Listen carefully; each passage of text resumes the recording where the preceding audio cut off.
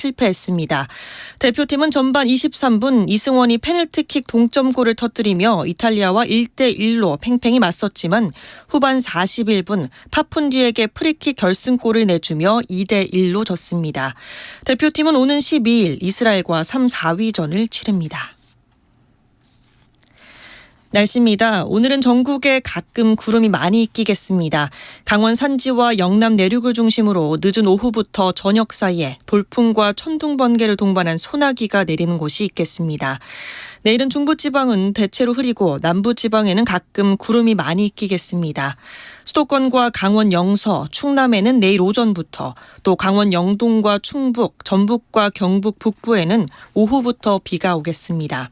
내일 아침 기온은 서울이 19도 등 전국이 14도에서 20도로 오늘과 비슷하겠습니다. KBS 1라디오 5시 뉴스를 마칩니다. 지금까지 아나운서 홍주연이었습니다. KBS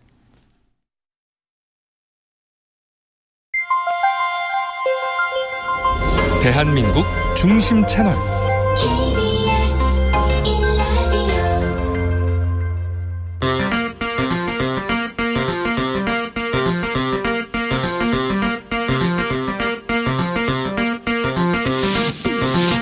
주진우 라이브.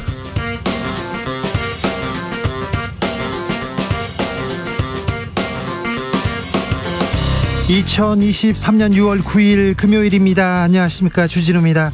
민주당 혁신위원장 낙마파장 계속되고 있습니다. 대표의 무한 책임을 강조했던 이재명 대표, 과연 어떤 혁신 카드로 이 고비 돌파해낼 수 있을까요? 민주당은 어떤 혁신의 그림 그릴 수 있을까요? 더불어민주당 박주민 의원에게 들어봅니다.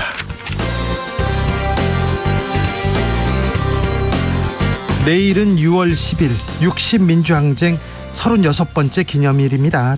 1987년 민주항쟁의 기폭제가 된 박종철, 이한열 여사 사건.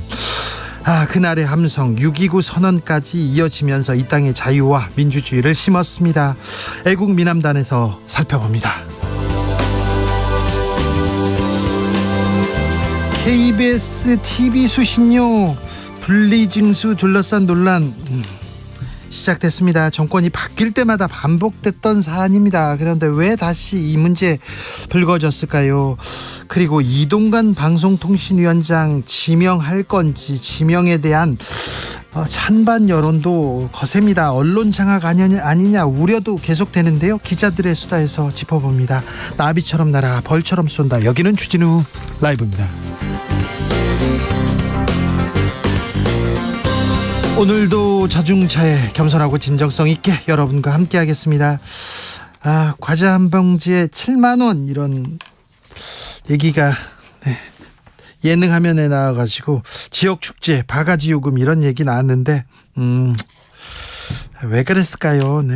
그리고 또 메뚜기도 한철인데 한번 이렇게 벌어야죠, 이렇게 얘기하는 사람도 있겠지만, 그래도 이거 양심적으로 이렇게 팔아야 또 오고 싶고 그럴 텐데, 이런 기분 상해서 안 오고 그러면 좀 그렇잖아요.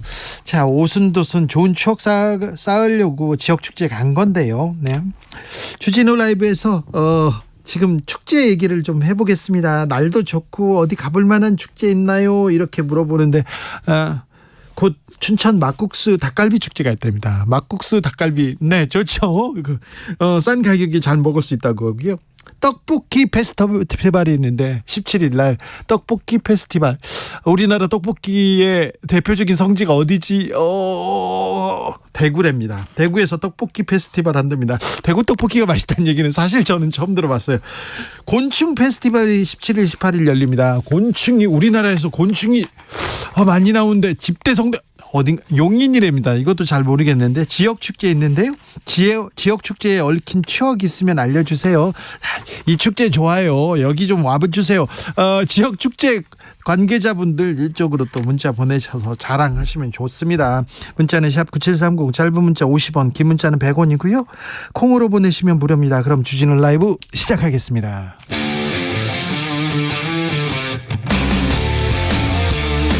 탐사보도 외길 인생 20년. 주 기자가 제일 싫어하는 것은?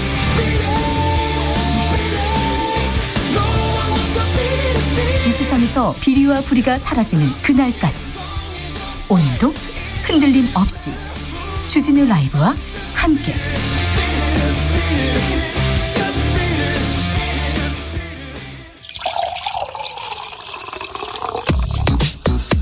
진짜 중요한 뉴스만 쭉 뽑아냈습니다. 주스 정상근 기자 어서 오세요. 안녕하십니까. 정상근 기자는 아이가 지금 네. 어리니까 지역 축제 데리고 가고 그렇게 하죠? 아직 아이와는 지역 축제를 가본 적은 없는데요. 네. 예전에 가본 데가 있습니다. 어디요?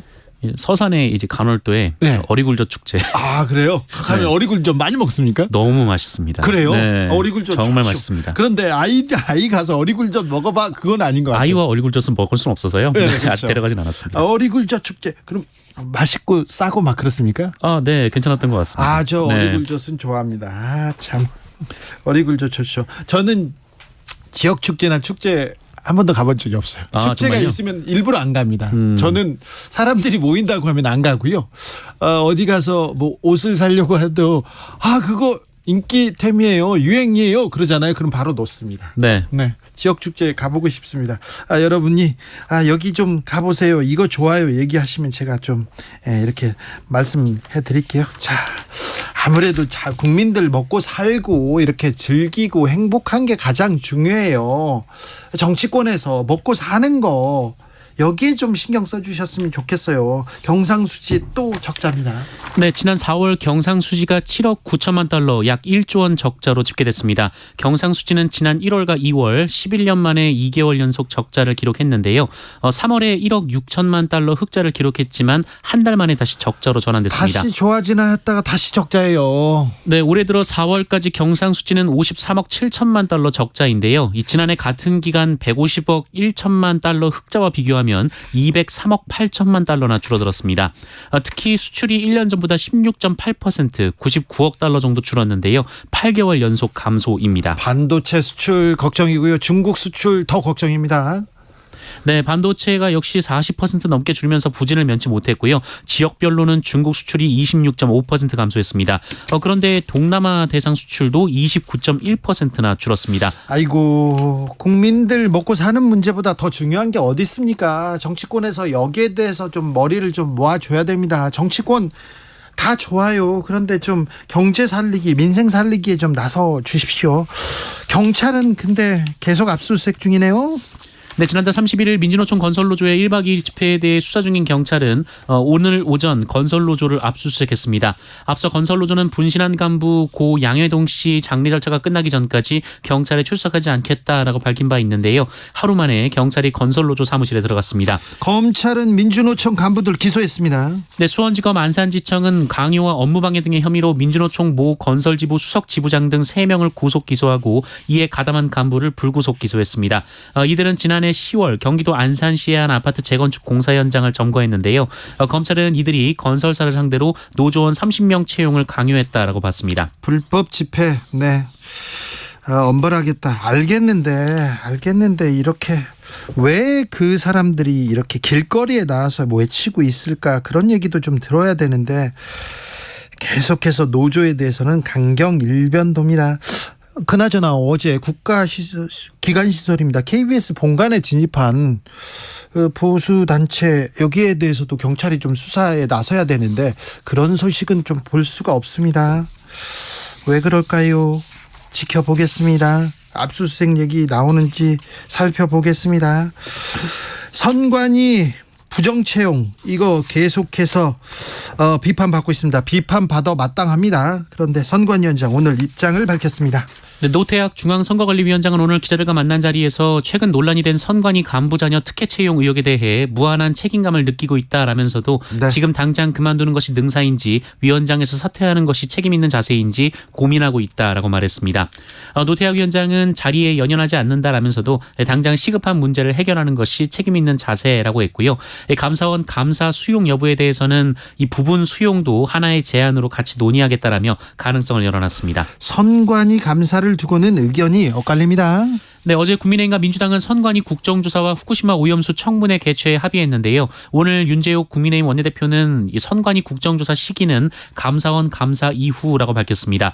특히 국민의힘은 회의장 참석자 자리마다 감사원 감사 수용하라라는 피켓을 세웠는데요. 이 박대출 정책위의장은 선관위의 감사 부분 수용 검토 기류에 대해 언발의 오줌 누기라면서 전면 감사 수용을 촉구했습니다.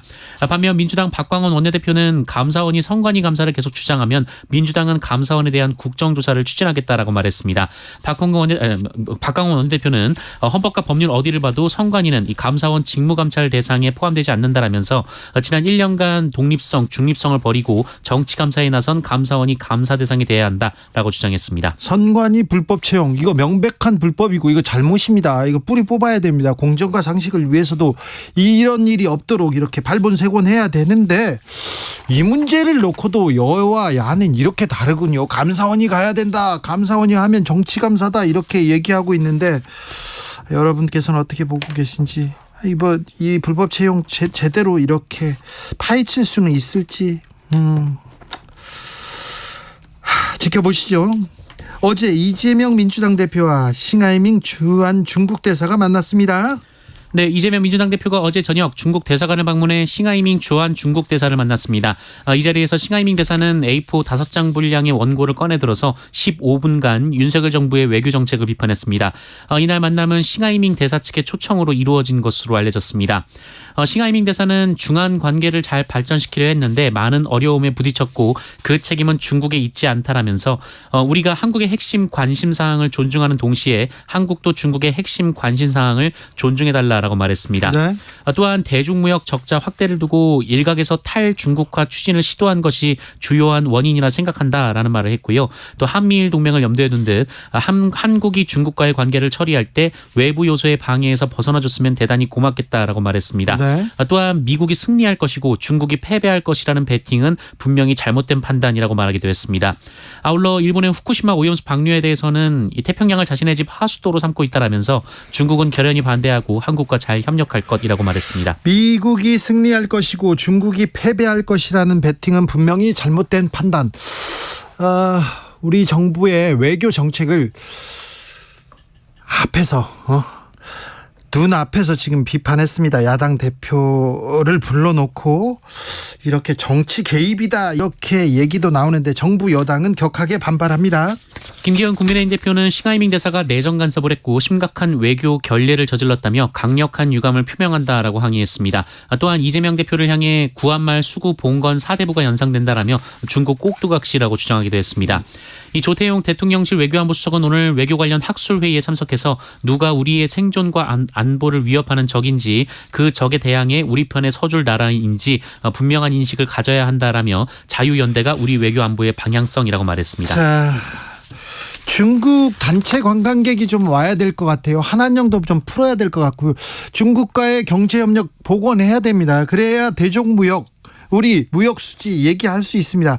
중국과의 관계를 풀기 위해서 노력을 해야 되는데 정부에서는 계속 조태용 안보실장이 누가 우리의 편인지 이런 얘기를 하는데 실용 이런 측면에서 접근해야 되는데 이 문제를 어떻게 봐야 될까요? 싱하이밍 중국 대사가 미국도 물밑에서는 실익 챙기려고 우리하고 접촉한다. 그런데 한국 정부 안타깝다 이런 얘기를 했어요.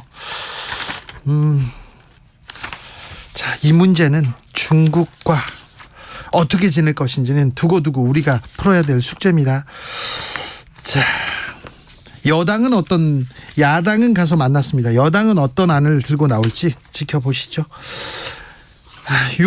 내일이 6월 항쟁 기념일입니다. 정부는 이 기념식에 참석하지 않기로 했습니다. 네, 정부가 내일 6월 민주항쟁 기념일 기념식에 불참한다고 오늘 밝혔습니다. 행정안전부는 이 기념식 후원단체 중 하나인 민주화운동 기념사업회가 윤석열 정권 퇴진을 구호로 내건 행사 후원단체로 이름을 올렸다라는 것을 문제 삼았습니다. 행정안전부는 행안부 산하 공공기관이 대통령 퇴진을 요구하면서 정부에 대한 정치적 공격을 일삼는 시민단체를 후원한 상황은 용납할 수 없다라고 밝혔습니다. 지난 2007년 6월 항쟁 기념일이 국가기념일로 제정된 이후 6월 항쟁 기념식 기념식은 행안부가 주최해왔는데요. 네. 행안부가 60 민주항쟁 기념식에 불참하는 것은 이번이 처음입니다. 정부가 열고 민주화운동 기념사업회가 주관해서 열었는데 정부 행사에 또 불참합니까? 네, 또한 행정안전부는 민주화운동 기념사업회에 대한 특별감사도 다음 주부터 벌이기로 했다라고 밝혔습니다. 민주화운동 기념사업회는 해당 단체가 기념사업회와 협의 없이 행사에 정치적 내용을 포함시킨 것이라면서 해당 단체의 공모 선정 취소를 통보했다라고 밝혔습니다. 잠시 후에 전우용 선생님하고 60 항쟁의 의미에 대해서 좀 되새겨 보겠습니다. 이 땅의 자유와 민주주의를 되찾기 위해서 많은 분들이 희생했고요. 그 희생의 대가로 우리가 민주와 자유를 누리고 있는데 잠시 후에 저희가 고민해 봅니다.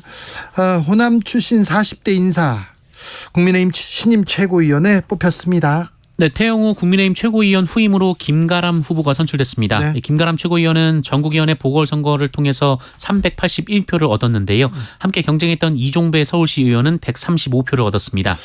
김가람이 된다 이렇게 얘기했는데 근데 김가람 최고위원 어떤 분입니까? 네, 지난 20대 대선에서 윤석열 캠프 전남도당 공동 선대위원장을 지냈고요. 대통령직 인수위원회에서 청년 기획위원을 맡았습니다. 그래요? 네, 40대 호남 인사로 알려져 있는데요. 지난 38 전당대회에서 최고 청년위원에 도전했다가 고배를 마신 뒤 청년 대변인으로 활동해왔습니다. 청년 대변인으로 활동했습니다. 그때부터 박성민 의원이 뒤에 밀었다 이렇게 하면서 뒤에 오인혜가 있다. 오인혜 힘이 진짜 작용한 걸까요? 이 부분은 저희가 또 얘기를 좀 더 해봐야 되겠습니다. 윤석열 대통령의 장모 최은순 씨가 최근에 취득세 소송에서 이겼습니다. 네, 경기도 성남시 도촌동 땅 관련 잔고증명 위조 등 혐의로 형사재판을 받고 있는 윤석열 대통령의 장모 최은순 씨가 문제의 도촌동 땅에 대해 구청이 부과한 억대의 취득세가 부당하다며 제기한 행정소송에서 승소했습니다. 네. 앞서 성남중원구는 지난 2020년 이 최은순 씨가 도촌동 땅 지분을 사실상 취득한 후 이 지방세를 포탈하기 위해 부정한 행위를 했다는 이유로 최은순 씨에게 취득세 1억 3천여만 원 등을 처분한 바 있습니다. 네. 최은순 씨는 이에 불복해 조세심판원에 심판 청구를 제기했으나 기각됐었는데요. 그런데 행정소송으로 갔고 승소했습니다. 네. 그런데 승소의 배경이 이 중원구의 서류 제출 미비로 알려졌습니다. 서류를 안 냈어요, 재판에? 네, 재판부는 증명 책임이 있는 중원구가 아무런 자료를 제출하지 않았다라고 밝혔는데요. 이에 대해 중원구청 측은 제출할 수 있는 서류는 다 제출했는데 법리 해석의 차이다라고 밝혔습니다. 서류 제출 미비라고 하지 않습니까? 최은순 씨는 대단한 재력가고요. 수백억대 재력가라고 알려졌는데 사위는 대통령입니다. 근데 이런 분입니다. 그런데도 세금을 내라 그랬더니 조세심판원에 심판 청구하고요. 여기에서 지니까 기각되니까 행정소송을 해가지고 다시 이깁니다. 참 열심히 사시는구나 이런 생각도 합니다. 열심히 살아야 됩니다. 정상근 기자. 네, 열심히 살아야 됩니다. 네.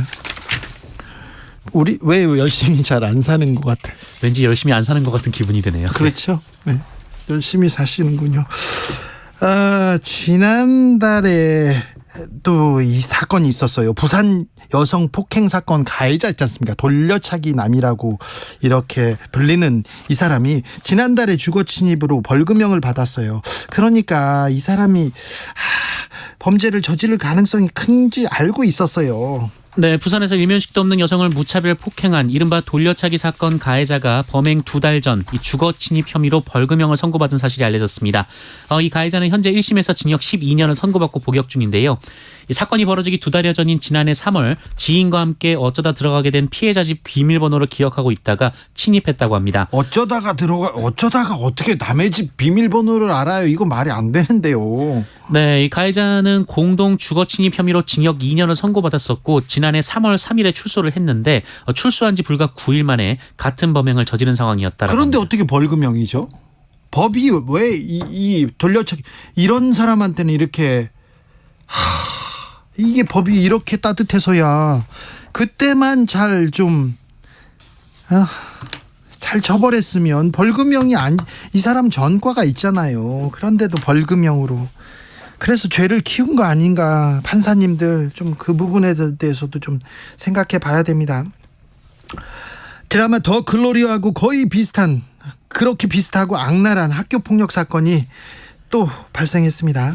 네, 울산에서 벌어진 일이었는데요. 지난 5월 울산지법은 폭력 등의 혐의로 재판에 넘겨진 A양에게 장기 4년, 단기 3년의 벌금 30만 원을 선고했습니다.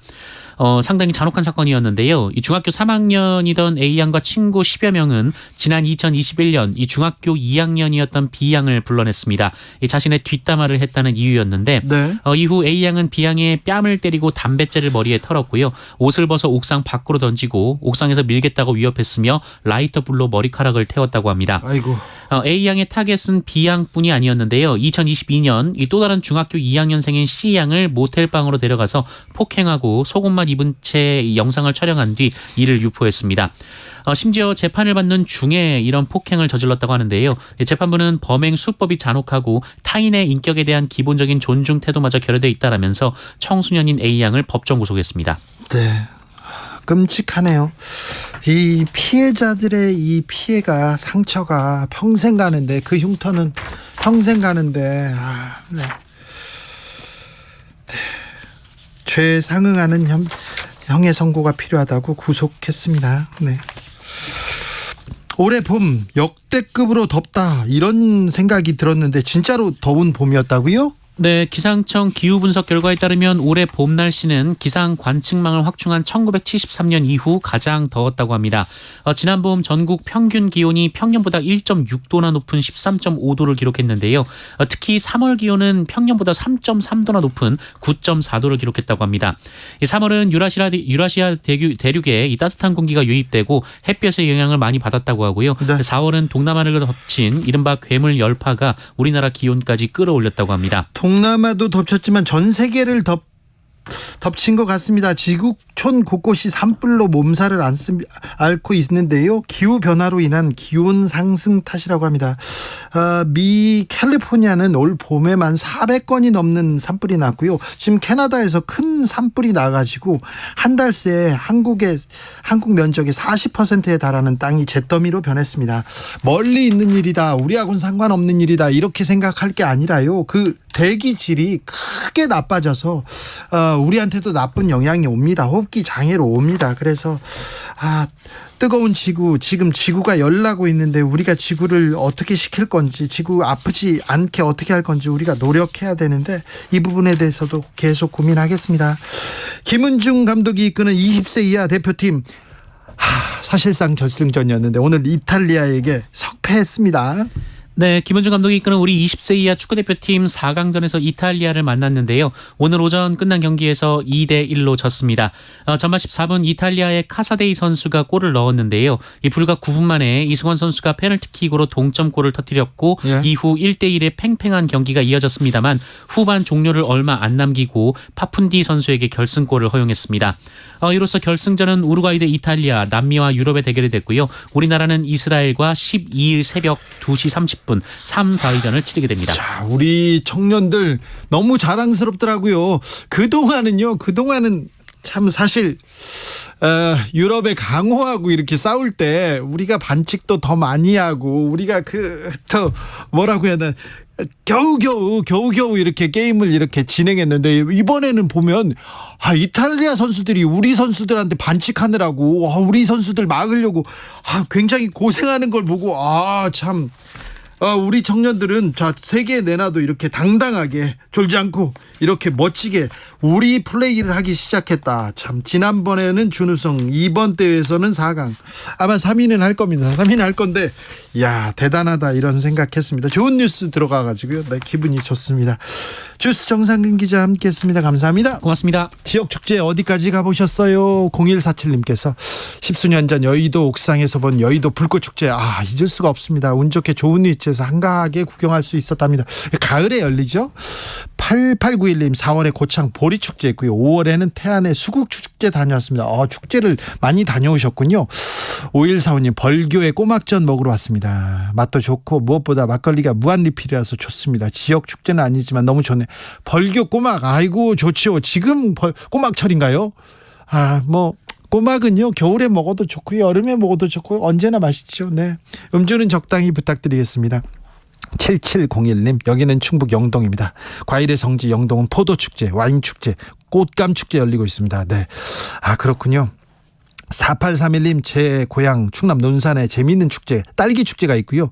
강경 젓갈 축제 있고요. 옆 동네 백제 문화 축제도 있습니다. 아, 그렇죠. 어리굴젓 축제도 참 좋겠다 이런 생각이 듭니다. 네. 아, 몇 해 전까지만은 어리굴젓을 보내주던 누나가 계셨는데, 아, 참, 그분 왜 안 보내주시는 거지? 더 주세요. 그렇게 얘기할 수도 있고, 아, 참, 시춘이 누나. 네. 형우남님, 전 죽기 전에 반딧불 한번 보는 게 소원인데 어디 없을까요? 얘기합니다. 무주 반딧불 축제가 있습니다. 9월 2일에서 10일까지 열리는데요. 거기 가면 볼 수 있다고 합니다.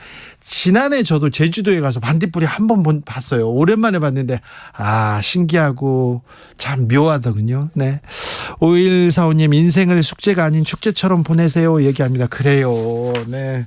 짧다고 하잖아요. 네. 지금이 가장 젊고 좋은 때라고 하잖아요. 그러니까 조금 너무 열심히 하려고 하지 마, 너무 잘하려고 하지 말고 조금 천천히 편히 가셔도 됩니다. 행복보다 더 중요한 건 없습니다. 꼬막철은 11월에서 3월 겨울이 많네요. 네. 그렇답니다. 그냥 그렇다고요. 교통정보 알아보고 가겠습니다. 이승미 씨. 네, 이 시각 교통정보입니다. 경부고속도로 서울 방향 안성 부근 작업 여파가 길게 이어지고 있습니다. 북천안에서 안성휴게소 부근까지 20km 구간 정체입니다. 이후로는 오산에서 기흥까지 신갈에서 막히고요. 또 서울요금소에서 판교 분기점까지나 양재에서 한남까지 속도 내기 어렵습니다. 평택 제천고속도로 제천 방향으로는 안성 분기점 부근에서 2, 3차로 막고 버스 관련 사고 처리 작업하고 있습니다. 송탄부터 정체가 되고요. 평택 방향으로는 서안성에서 안성 분기점까지 차량 증가로 밀립니다. 서양고속도로 서울 방향 서평택에서 화성 휴게소까지 15km 구간에서 정체되고요. 비봉에서 용담 터널까지나 광명역에서 금천 쪽으로 밀리고 있습니다. KBS 교통정보센터였습니다.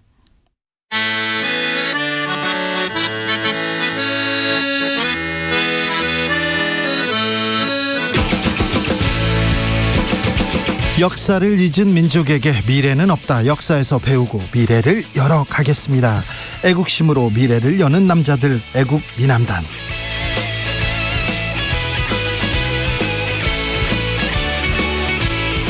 애국미남단 1호 단원입니다. 역사학자 전우영 교수님 모셨습니다. 어서 오세요. 네, 안녕하세요. 네. 오늘 이렇게 또 정장을 입고 이렇게 예. 네, 좋은 데 가십니까? 아니요. 혹시 데이트 있으세요? 저는 정장 저기 넥타이를 매는 날이 네. 재판에 끌려가는 날이어가지고 아주 뭐 별로 그런데 교수님 보기 좋습니다. 아, 감사합니다. 네. 데이트 있으세요? 아니요, 뭐 좀 다른 특강이 좀 있었어요. 알겠어요. 네, 굳이 또 귀여운 연인께서 젊어지셨어요. 저번 주보다 교수님 얘기하는데 그렇다니까요. 네. 자, 내일이 6월 10일 민주항쟁 36주년입니다. 1987 6월 10일. 아, 우리 역사에 가장 중요한 때이기도 합니다. 자유와 민주주의를 얘기할 때 빼놓을 수 없는 그런 때이기도 하고요. 네. 그걸로 끝이에요? 네. 그런데 행안부에서 정부가 60 그래 우리 민주주의 그리고 우리 헌법에 크게 그 진부하는 그런 때였지 않습니까? 근데 네. 기념식에 불참한대요 정부가. 지금 헌법이 네. 현재의 대한민국 헌법 제정일이 1987년 10월 29일이에요. 그렇죠. 60 항쟁에서 이 헌법이 그러니까, 60 민주항쟁의 직접적인 결과물이죠. 예. 그래서 60 민주화 운동은 이제 대한민국 헌법 정신 그 자체다 그라고 볼 수 있고요. 네. 2001년에 민주화 운동 기념사업법 제정되고 하면서 이제 이게 이제 국가 정부 행사가 됐잖아요. 네. 이제 정부 발표대로라면 이거는 이제 대한민국 헌법 정신을 지키는 문제이기 때문에 네. 뭐 주관기관을 바꾸든가 할 수도 있고 또 주관기관에 대해서 책임을 묻는 것과는 별도로 행사는 진행하는 게 옳죠. 헌법을 지키는 것이 가장 중요한 정부의 책임이잖아요. 그러니까 헌법 정신을 만들어 놓은 사건이고 이것을 기리는 것 자체가 대한민국 헌법의 이른바 그 유효성 또 국민을 사실 헌법이 국민들 사이 약속이자 국민들의 정신을 통합하는 의식을 통합하는 그런 문서이기 때문에 이걸 정부가 불참한다. 납득하기 정말 어려운 좀 결정이라고 생각합니다. 그렇죠. 자유와 민주를 위한 헌신, 희생이 그때 있었는데 그러면 자유와 민주주의, 우리 헌법 정신, 이게 그냥 이게 반대할 그런 정신이나 가치가 아니잖아요. 그러니까 뭐 주관기관이 뭐 좀 마음에 안 드는 일을 네. 했다, 잘못했다 그러면 주관기관 문책은 별도로 하는 거죠. 그렇죠. 니네들 잘못했다고 하더라도 왜? 그렇죠. 그리고 게다가 차관이 참석한다는 건 사실은 좀 격이 맞지 않는 일이죠. 그러니까 우리 역사의 가장 예. 중요한 한 페이지인데. 뭐 저 대통령이 참석하든가 정 안 되면 총리가 참석하는 정도의 행사가 되어야 되는 것이고 네. 그게 헌법 가치를 소중히 여기는 정부의 도리란 말이에요. 네. 근데 그 정부가 뭐가 좀 마음에 안 든다고 사실은 60 항쟁의 역사적 의미를 좀 가볍게 낮췄을 뿐만 아니라 네. 결국은 이게 이제 헌법 정신을 좀 무시하는 것처럼 돼버리니까 네. 좀 대단히 잘못된 결정이다라고 생각을 합니다. 자, 아무튼 훼손될 수 없는 민주주의의 가치. 1987년 6월 항쟁. 그 당시로 좀 가보겠습니다. 그때는 어떤 일이 있었습니까? 굉장히 너무 많았죠. 무슨 예. 뭘 얘기를 해야 될지 모르겠어요. 일단 6월 10일 당일만 보자면 네. 그날이 이제 그 민정당 당시 네. 민주정의당 정의사의 구현. 아우 정말 전당대회를 열고 예. 노태우 씨를 이제 차기 대통령 후보로 그것도 제5공화국 헌법에 기초해서 네. 차기 대통령 후보로 추대하는 날이었어요. 예. 근데 그에 앞서서 좀 얘기는 좀 길어지는데 좀 사실은 길게 들어야 됩니다. 그에 앞서서 이제 전두환이 그 4.13 호원 조치라는 걸 발표를 했죠. 그렇죠. 영구집권을 꿈꾸려고 했어요.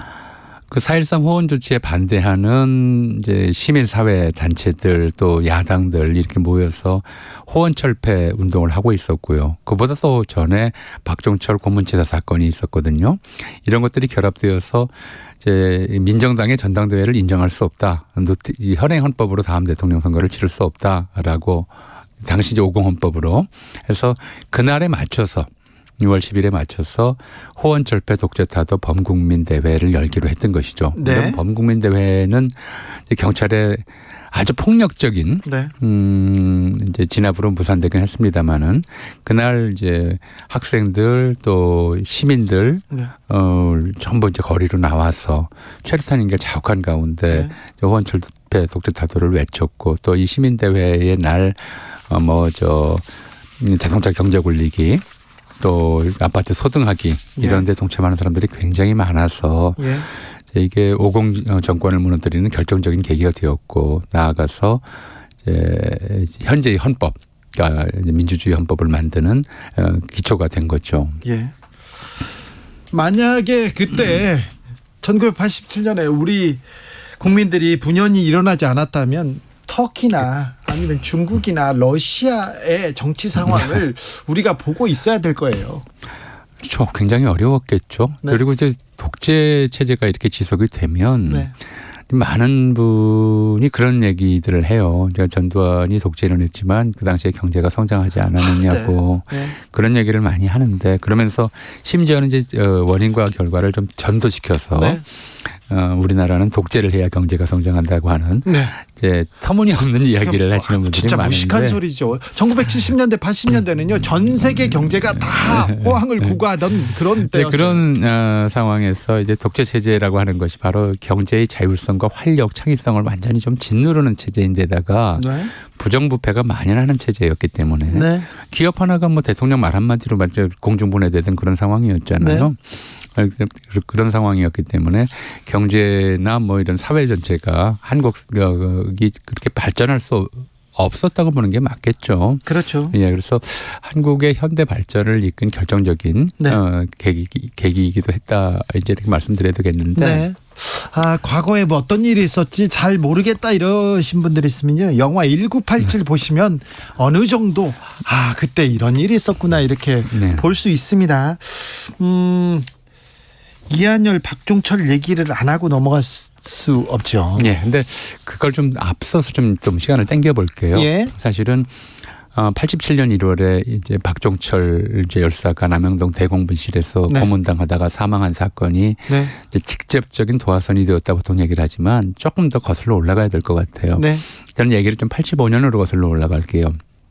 85년 2월에 이제 전두환 정권이 좀 마지못해 한 것이긴 한데 그 전에 김영삼 이제 정치활동 네. 재개를 허용을 했고 예. 또 새로운 야당 창당이 허용됐어요. 예. 그래서 신한민주당이 창당돼서 2월에 2.12 총선이었죠. 85년 2.12 총선 때 대단히 약진을 했어요.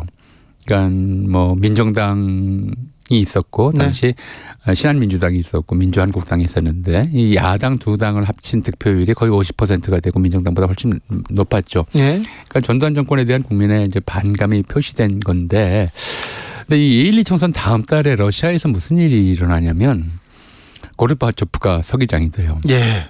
그러니까 85년부터 고르바초프는 이제 이른바 페레스트로이크라고 하는 이제 개혁, 글라스노스트라고 하는 개방 네. 이 정책을 추진하면서 냉전 체제가 해체될 조짐을 보이기 시작하는 거죠. 네. 그러니까 이런 와중에 미국에서도 이제 그 고르바초프와 회담을 하면서 냉전 체제 해체 이후의 그림을 그리기 시작한 거죠. 네. 근데 그때 마침 우리는 이제 전두환 정권이 자기 정권의 안정을 위해서 8.68 아시안 게임과 88 올림픽을 유치한 상태였고 네.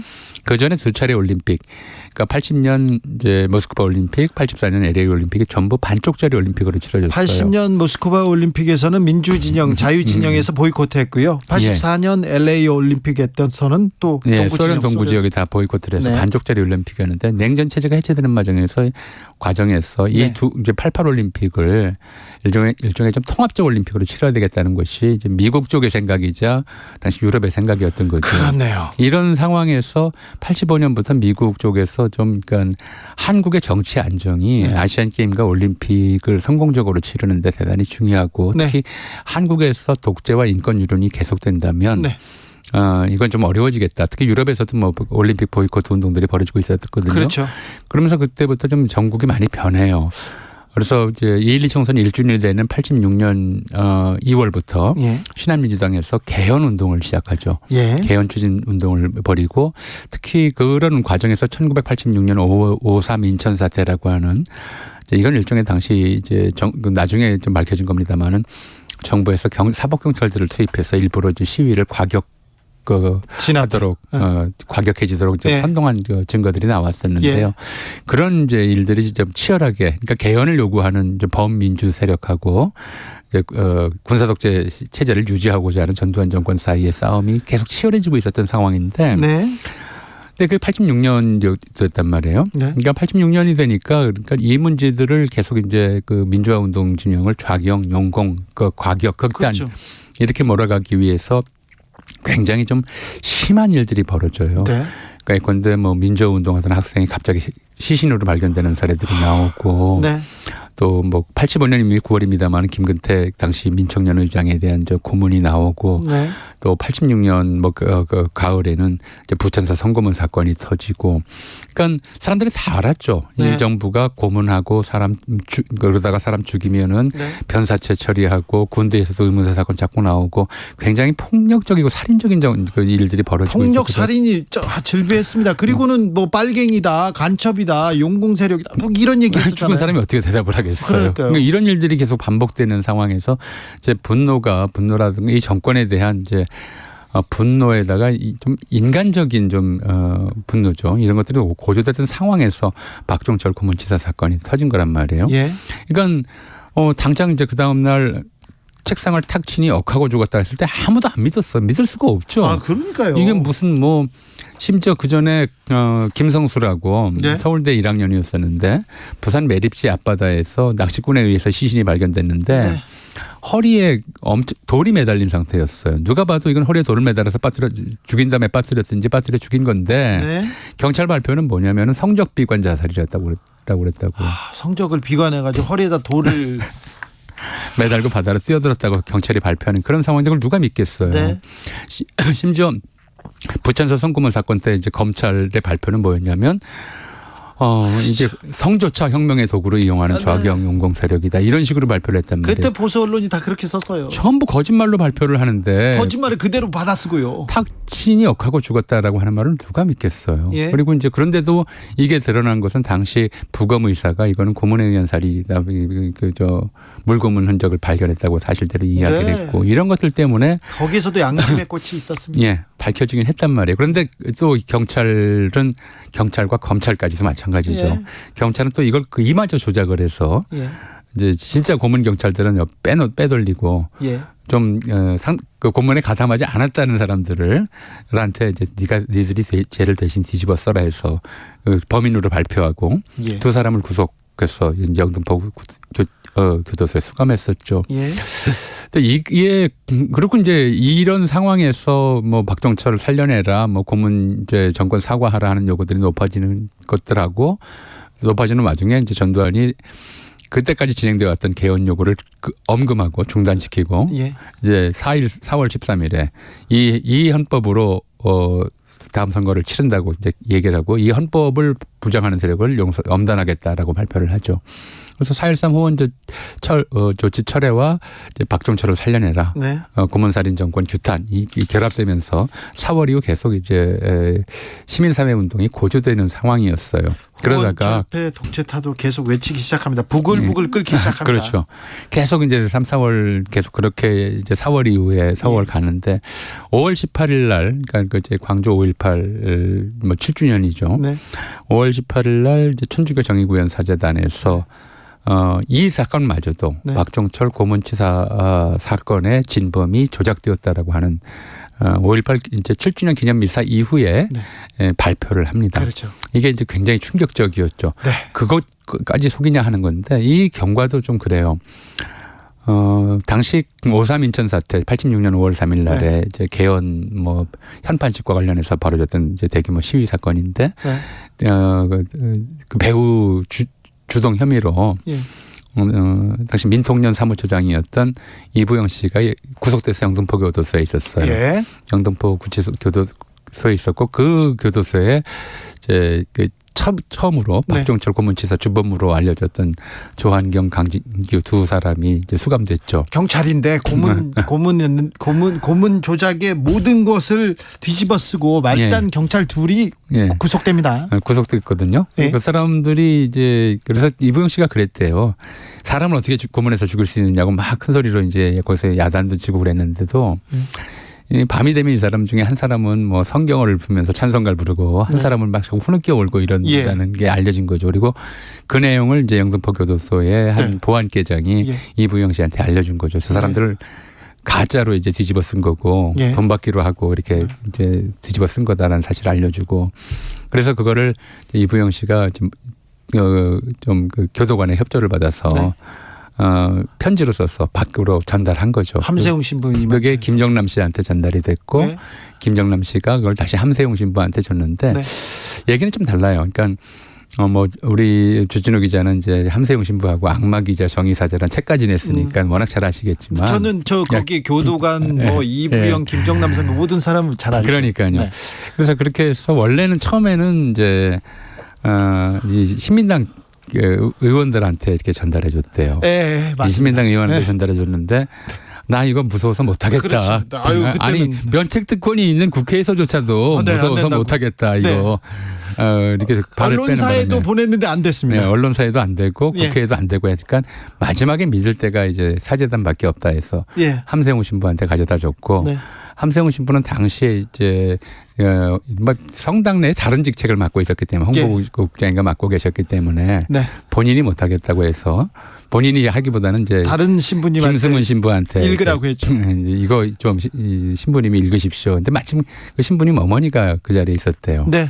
네가 온 걸 보니까 내 아들한테 목소리 하려고 그러는 것 같다. 네. 나 꼼짝 않고 있었다는 거예요. 그런데 꿈 얘기를 하면서 내 아들이 웅덩이에 빠졌다가 성모님이 구해주는 꿈을 꿨다고 네. 그렇게 얘기를 했다고 그래요. 네. 김승훈 신부님은 저한테 나는 한 게 없어. 나는 함세웅이가 시켜가지고 그냥 한 거야. 이런 얘기를 하셨는데 네. 우스갯소리로. 그래서 이제 그 옆으로 피하게 하고 거기서 이제 읽으십시오. 네. 그래서 이제 김승훈 신부가 바로 읽으시죠. 읽으면서 네. 이게 엄청난 파장이 됐죠. 5월 네. 18일 날 박종철 고문치사 사건이 조작되었다라고 하는 것이 부글부글 이제는 끓기 시작했는데 이게 살인 정권도 모자라서 네. 이제 속이는 정권이 돼버린 것이고 사실은 이 좀 경찰의 이런 은폐 조작 행위는 검찰도 이제 가담했다고 하는 것이 나중에 좀 그렇죠. 알려졌는데 경찰만 정권의 앞잡이가 아니라요. 검찰이 더 했어요. 근데 사실은 박근혜 정권 때 그렇게 이제 고문치사 사건 진범을 조작하는데 이제 관여했던 검사가 대법관이 되기도 했었잖아요. 네. 뭐 그런 사건이 이제 겹쳐지면서 정말 이제 부글부글 끓다가 6월 10일 날 네. 이제 대규모로 폭발했는데 그에 앞서 6월 9일 날 네. 각 대학별로 6월 10일 날 이제 대규모 국민대회를 앞두고 출정식을 했죠. 근데 그 출정식 연세대학교 출정식 하는데 교문에서 이제 시위를 하는 와중에 이한열 당시 연세대학 4학년이었었는데 경찰이 직격한 최루탄을 하늘로 쏴야 됩니다. 예. 하늘에서 이렇게 퍼져서 그 눈을 맺게 해야 되는데 직격했죠. 대놓고 쏴서 네. 바로 맞아서 머리에 맞고 중태에 빠졌다가 이제 네. 7월 뭐 한 20일 정도, 20일 넘게 이제 사경을 헤매다 결국 사망하는 이런 일이 벌어졌죠. 이것도 굉장히 사람들을 분노케 했죠. 고문해서 죽이고 최루탄으로 죽이고 성고문하고 도대체 이게 사람이 할 일이 아닌데 이걸 정부가 하고 있다는 것. 국민을 보호해야 될 정부 검찰이 이런 일들을 하고 있다는 것. 정보기관까지 포함해서 도저히 이제 이런 걸 견딜 수 없다라고 해서 이제 들고 일어났던 것이고 전두환 정부는 뭐 6월 10일 또 그 이후에 6월 26일에 이르기까지 계속해서 뭐 백골단 뭐 이제 사법경찰조, 네. 체포조 또 무장경찰 네. 뭐 동원해서 그야말로 강경진압을 계속했고 심지어 언론에서는 계속해서 용공 세력의 불법 시위 계속 예. 얘기했죠. 북한의 사주 얘기도 나왔고요. 뭐 간첩도 있고 네. 껴있다 뭐 저 불수 문제들의 책동에 현혹되지 마라 명분 얘기를 하고 그리고 이제 정말 좀 뭐 참 저도 이제 그때 경험을 해본 걸 해본 바에 따르면 눈 뜨고 이제 있을 수가 없는 게 참상도 참상이고 최루탄 연기도 연기고 그 가스도 가스고 그게 이제 도시를 가득 메웠던 거죠. 또 실제로 그 당시에는 이제 전두환이 결국은 이제 군대를 동원할 것이다라고 하는 소문까지 제2의 광주 다시 한번 일어나지 않겠느냐라고 하는 불안감까지도 있었어요. 그리고 그러니까 그 시대 6월 10일부터 6월 26일 그러니까 특히 10일에서 15일 사이에는 이제 명동성당에 11일 날 이제 시내에서 쫓겼던 네, 경찰한테 쫓긴 시민과 경찰이 시민과 대학생들이 이제 명동성당으로 숨어 들어가서 네. 거기서 또 농성을 하고 그랬었거든요. 그런데 그런 불안감이 있었어요, 사실은. 그러니까 또 다시 군대가 동원돼서 공수부대가 나와서 사람들 무차별 학살하는 거 아니냐, 전두환은 그러고도 남을 것이다라고 하는 네. 생각들이 있어서 굉장히 좀 공포스러움 속에서도 이렇게 시내에 나와서 시위를 하고 구호를 외쳤던 거예요, 당시 시민들이. 그럼요. 이게 그때는 단순히 잡혀가면 다 구속되고 뭐. 그러니까 최루탄이 무서운 게 아니었어요. 네. 또 구속도 사실 덜 무서웠어요. 네. 진짜 무서운 건 언제 공수부대가 와서 칼을 대검을 좀으로 찔러대고 총을 쏠지 모른다라고 하는 불안감이 실제로 있었거든요. 주변에 죽은 사람들이 있었고요. 광주에 예. 트라우마가 있었고요. 어디 사라지는 사람들이 많았어요. 그러니까요. 이제 그런 상황이었는데 전두환이 그런 생각까지 분명히 했던 것 같아요. 최근에 공개된 자료를 보면. 네. 근데 이제 이게 발목을 잡은 거죠. 88 올림픽을 바로 1년 앞둔 때였었거든요. 맞아요.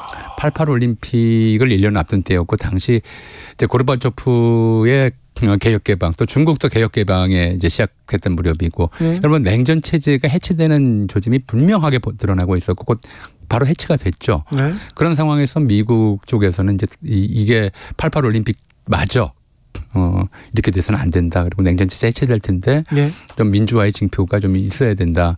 한국이 그렇게 올림픽을 개최한 나라에서 이런 식의 유혈 사태가 떠벌어져서는 안 된다고 하는 좀 강경한 메시지를 줬던 것 같아요. 네. 그래서 결국 6월 26일 이제 평화대행진이 한 번 더 있었고요. 그거 이후에 좀 잦아드는 좀 상황이었었거든요. 6월 10일부터 6월 26일까지가 굉장히 좀 치열한 좀 시위의 기간이었다면 좀 지쳤어요, 사실 시위대들도. 네. 근데 다소 좀 뜻밖의 그러니까 결국은 미국의 이른바 좀 메시지하고 군대 동원이 어렵다라고 하는 현실하고 이런 것들을 좀 고려했기 때문인지 6월 29일에 6.29 노태우 당시 민정당 후보가 이제 직선제 개헌, 네. 그다음 정치범 석방, 네. 이제 언론 자유 이런 것들을 좀 골자로 하는 6.29 선언을 내놓았고 이에 따라서 헌법 개정 작업이 굉장히 급물살을 타서 불과 넉 달 만에 현재의 제6공화국 헌법 현재의 대한민국 헌법이 만들어지게 이른 거죠. 그러니까 6월 항쟁에서 요구했던 이른바 정권을 국민의 손으로 그러니까 대통령을 국민이 직접 뽑게 해달라고 직선제 개헌의 요구, 언론 자유 주장 그리고 이제 국민의 기본권에 대한 보장 이런 것들을 요구했던 것이 전부 이제 60 항쟁의 기본 정신이었거든요. 네. 뭐 어느 날 뜬금없이 잡혀가가지고 고문받다가 뭐 좌격 용공 학생이라고 하는 누명을 쓰고 감옥에 가거나 아니면 죽거나 이런 일 좀 없게 해달라라고 하는 것이 가장 기본적인 거였단 말이에요. 네. 그래서 대한민국 헌법이 이제 그 6월 항쟁의 직접적인 결과로 만들어졌다라는 거죠. 그때 헌법인데 아직까지 지금 한자도 못 고치고 있죠. 못 고쳤다기보다는 안 고친다고 봐야 되겠죠. 아직까지는. 저 촛불 집회, 촛불 혁명이라고 얘기하는 사람들이 많았습니다. 그래서 우리 시대가 우리 사회가 몇 발자국 나아가야 된다. 헌법 고쳐야 된다. 이런 얘기도 있었으나 뭐 불발됐어요. 예. 이제 뭐 지금은 이제 권력 구조 개편이라든가 좀 이른바 사실은 헌법에서 좀 뭐 국민들이 가장 많이 좀 답답하게 여기는 게 권력 구조 문제하고 대통령 이제 임기제 문제 이런 것들이었잖아요. 근데 이건 이제 60 당시에는 좀 의결이 집약돼 있었어요. 그러니까 87년 6월 당시에는 대통령 직선제가 가장 큰 요구였었고. 네.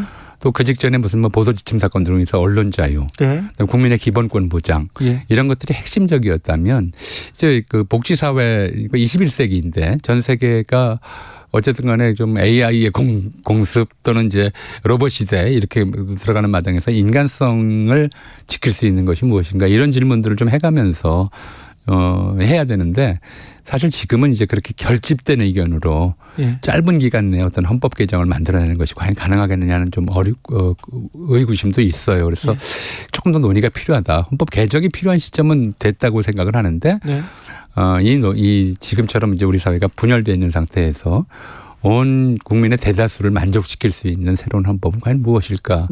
이거 의견을 이제 아젠다를 정하고 의견을 모으는데도 굉장히 많은 시간이 걸릴 것 같습니다.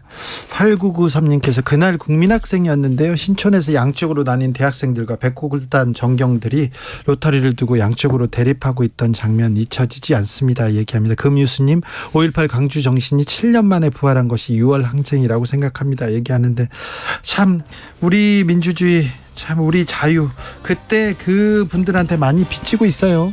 그렇죠. 그러니까 일단 그거였어요. 그러니까 공포심, 이겨낼 정도의 의지 이런 것들이 공유되어 있었다. 그 의지들, 그 희생과 헌신 때문에 우리가 민주주의를 그리고 그 자유를 표현의 자유를 누리고 사는데 요즘 다시 60에 대해서 생각하게 됩니다. 전우영 선생님 오늘도 감사합니다.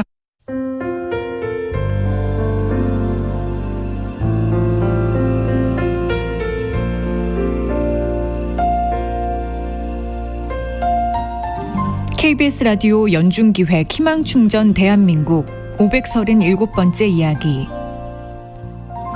안녕하세요. 아나운서 이연주입니다.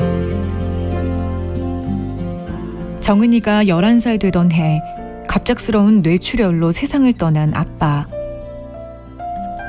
하루아침에 가장이 된 엄마는 남편의 빚을 갚고 아이 셋을 키우며 힘든 살림을 이어가고 있습니다. 하지만 요즘 엄마의 가장 큰 걱정은 정은이의 학비입니다. 제빵에 소질이 있는 정은이는 대회 참가를 권유받을 만큼 뛰어난 재능을 보이고 있는데요.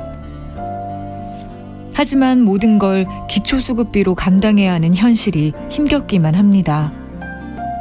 학원비가 없어 오늘도 방 한쪽에서 제빵 연습을 하는 정은이. 빵을 만들 때 가장 행복하다는 정은이가 꿈을 포기하지 않도록 여러분이 지지와 응원을 보내주세요.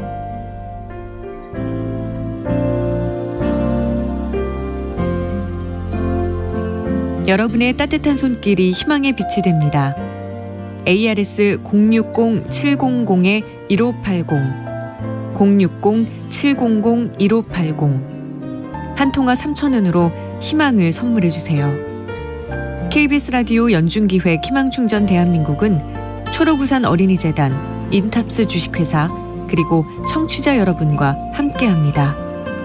ARS 060-700-1580 한 통화 3,000원입니다.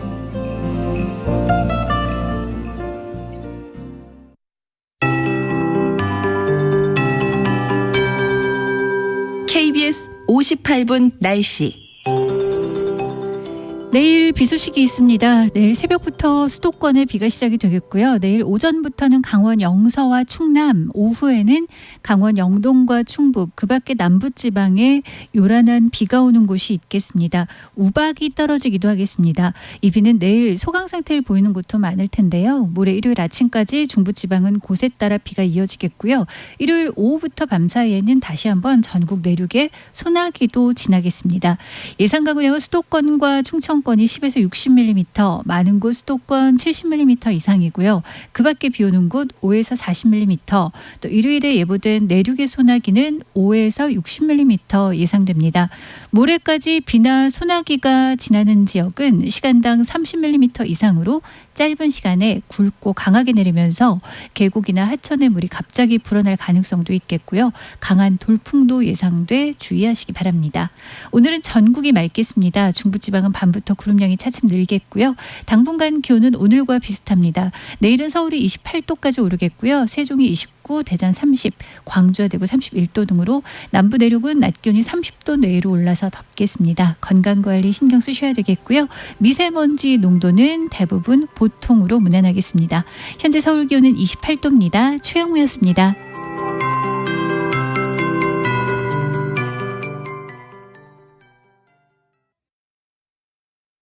정성을 다하는 국민의 방송 KBS가 6시를 알려드립니다. AM 711kHz, FM 97.3MHz, KBS 1라디오입니다. HLKA.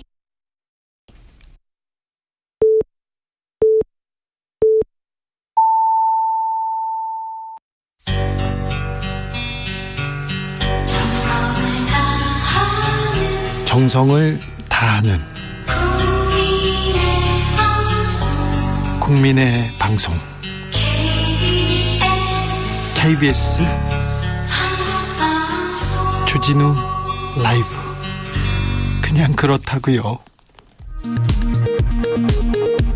이 시각 라디오 정보센터 뉴스입니다. 외교부는 어제 더불어민주당 이재명 대표와 만찬회동에서 중국 패배에 베팅하면 후회할 것이라는 발언을 한 싱하이밍 주한 중국 대사를 초치해 엄중 경고했다고 밝혔습니다. 김기현 국민의힘 대표는 이재명 대표를 겨냥해 짝짝꿍하고 백댄서를 자처했다고 비난했습니다. 더불어민주당 이재명 대표는 수출로 먹고 사는 대한민국이 최대 교역국을 배제한 채 저성장의 늪을 빠져나오기란 거의 불가하다면서 싱하이밍 주한 중국 대사와의 만찬 회동에서 경제 안보 문제나 할 얘기는 충분히 했다고 반박했습니다. 김광동 진실 화해를 위한 과거사 정리위원회 위원장이 한국전쟁 전후 군경에 희생당한 민간인에게 보상해 주는 것은 심각한 부정이라는 취지의 발언을 한 것으로 확인됐습니다. 행정안전부는 내일 예정된 60 민주항쟁 기념식의 주관기관이 윤석열 정권 퇴진을 구호로 내건 행사와 단체를 후원했기 때문에 기념식에 불참하겠다고 밝혔습니다. 정부 인사 불참은 2007년 이후 처음입니다. 윤석열 대통령의 장모 최은순 씨가 경기 성남시 도촌동 토지에 부과된 억대의 취득세가 부당하다며 구청을 상대로 낸 행정소송에서 승소했습니다. 성남중원구청은 항소 여부를 검토 중이라고 밝혔습니다. 지금까지 라디오 정보센터 조진주였습니다.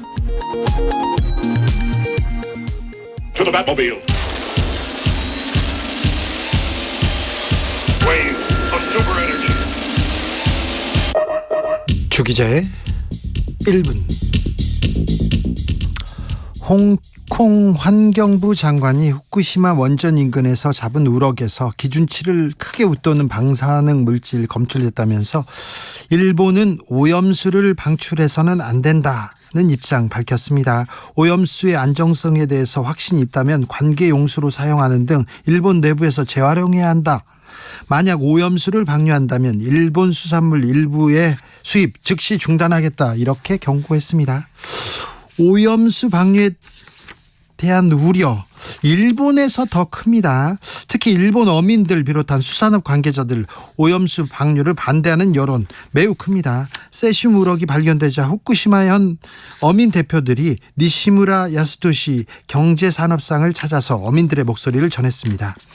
해양 방류에 대해서 조합은 강력히 반대한다. 방류가 실시됐을 경우 낙인 피해에 대해서도 크게 우려한다. 어업 관계자들의 이해 없이 방류하지 않겠다는 약속 어떻게 됐냐? 왜 후쿠시마에서 오염수를 방출해야 하느냐? 어업을 계속하고 싶은데 어쩌란 말이냐? 이런 얘기 했다고 합니다. 홍콩에서 괴담에 사로잡힌 사람들일까요? 일본에서 가짜뉴스에 선동당한 이야기일까요? 그런 얘기는 들리지 않습니다. 주 기자의 1분이었습니다.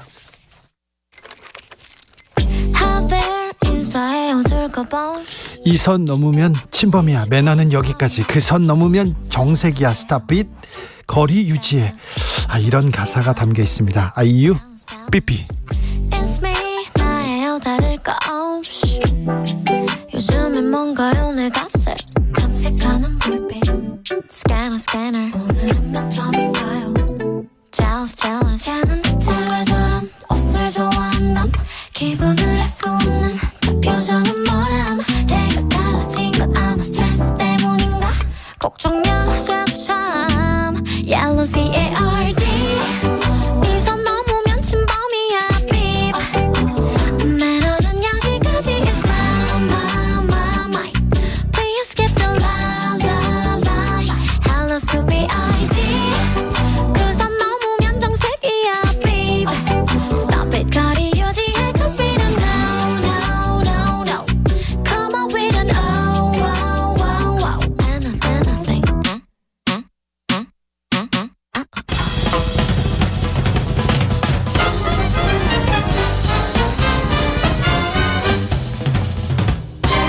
훅 인터뷰. 모두를 위한 모두를 향한 모두의 궁금증 훅 인터뷰. 민주당의 악재 계속됩니다. 악재는 반드시 갈등으로 이어집니다. 그래서 어찌해야 되는지 혁신하겠다고 얘기하는데 혁신위원장도 낙마했습니다. 민주당 혁신 이룰 수 있을까요? 이 갈등 봉합될 수 있을까요? 여러 가지 물어보겠습니다. 더불어민주당의 박주민 의원한테 들어봅니다. 의원님 안녕하세요. 예, 안녕하십니까. 네, 요즘 어떻게 지내십니까? 요즘 일지로 위원장으로 여러 가지 일 하면서 지내고 있어요. 그래요? 네. 항상 바쁜데 네. 잘 지내십니까?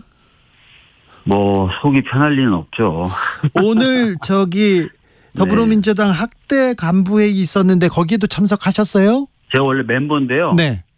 오늘은 제가 다른 일정이 있어서 참석을 못했습니다. 예. 그렇습니까? 네. 93년생 양소영 전국 대학생 위원장이 떨리는 목소리로 무서운데 두려운데 이제 그래도 당에 민주주의가 실종됐다고 이렇게 얘기합니다. 어떻게 보셨어요? 현재 여러 가지 얘기들이 좀 분출되어 나올 필요는 있다고 봅니다. 네. 그래서 그런 얘기들이 좀 되면서 또 하나의 방향, 하나의 목표로 또 모아질 필요도 있다고 생각하고요. 네. 최근엔 또 의원들 간에도 좀 얘기를 잘 못하는, 이거는 민주주의하고 좀 다른 부류의 문제이긴 하지만 얘기가 잘 안 되고 이런 부분들이 있어서 좀 더 하여튼 많은 대화와 이야기들이 좀 필요한 상황인 것 같습니다. 네. 예. 하지만 누군가 해야 할 말이라 생각한다. 그래서 더 이상 두려워하지 않겠다면서 어리고 힘이 없으면 입을 다물라는 조언 수없이 들었는데 입을 열겠다 얘기했는데 이런 얘기가 조차 용기를 가져야 된다는 거 민주당 분위기 조금 우려하는 사람들이 많습니다. 그런데요. 네. 민주당에 계속 악재가 거듭됩니다. 근데 악재들이 수습되지 않고 갈등으로 이어지는 것 같아서 우려가 됩니다. 아무래도 지금 당내 여러 가지 이제 일이 있고 그 일이 이제 처리되는 과정이 좀 늦을 때도 있기도 하고 또 경우에 따라서는 국민들 눈높이에 안 맞을 때도 있고 이러다 보니까 좀 당에서도 여러 가지 이야기들이 나오는 것 같습니다. 네. 그러니까 그런 부분에 대해서 좀 일신하려고 저희들이 노력하고 있고 또 아까 말씀드렸던 대로 좀 더 많은 대화, 논의 이런 것들을 하려고 또 의원들이 또 자발적으로 움직이기도 하고 그러고 있습니다. 네. 돈봉투 의혹 그리고 김남국 코인 의혹 명확하게 좀 정리되는 모양새가 아니에요. 이 좀 정리해야 되는 거 아닙니까? 글쎄요, 뭐 돈봉투 의혹의 경우에 지금 당사자로 지목되고 있는 부분들은 다 지금 자진 탈당을 한 상태고 검찰이 지금 구속영장 관련된 절차를 진행하고 있지 않습니까? 그래서 예.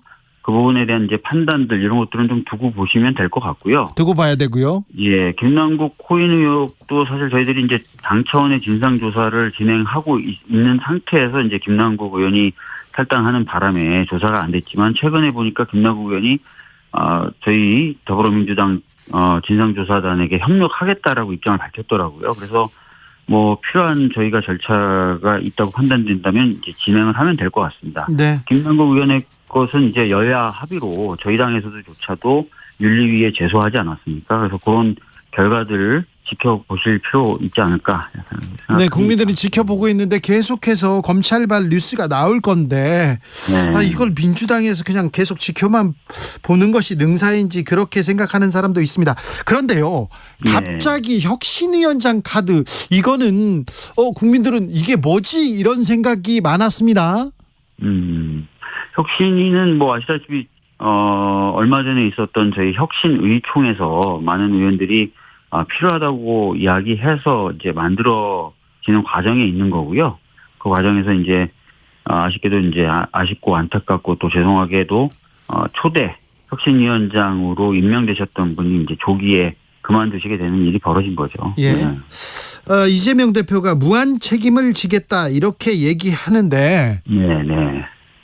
무한 책임 어떻게 하신다는 겁니까? 어느 정도 수준의 무슨 뭘 하신다는 건가요? 이제 무한 책임 거론에 대해 맥락에 대해서 제가 좀 알아보니까 예. 어찌 됐든 당 대표로서 혁신위원장 임명 과정에서의 유감스러운 부분에 대해서는 이제 책임을 느끼신다는 그런 표현이었던 것 같고요. 예. 이후에 이제 보다 좀 혁신에 걸맞고 좋은 인재를 좀 책임지고 발굴하겠다 이런 의미로 받아들여 주시면 될 것 같습니다. 좋은 혁신위원장을 모셔와서 혁신을 이루겠다. 네네네. 네. 혁신위원장이 오면 혁신이 됩니까? 뭐 지금 현재 뭐 저희 당내 분위기는 네. 그 방금 말씀하셨던 여러 가지 이제 어려운 일들 있었는데 그런 네. 부분들을 헤쳐나가고 아울러서 당이 좀 더 건강한 방향으로 바뀌기 위한 여러 가지 제도적 개혁들이 필요하다는 쪽으로 다들 가고 있으니까 네. 혁신위원장이 생산하는 내용들에 대해서 뭐 잘 좀 정리만 된다면 네. 혁신 충분히 이루어질 거라고 봅니다. 그래요? 네. 그런데 뭐 혁신위원장으로 모시겠다는 사람들은 다 소는 사례를 친다면서요. 그리고 뭐 이쪽 계파별로 또 다른 사람들 밀고 이렇게 또 계파 갈등 난다 이런 얘기도 이런 보도도 나오던데요.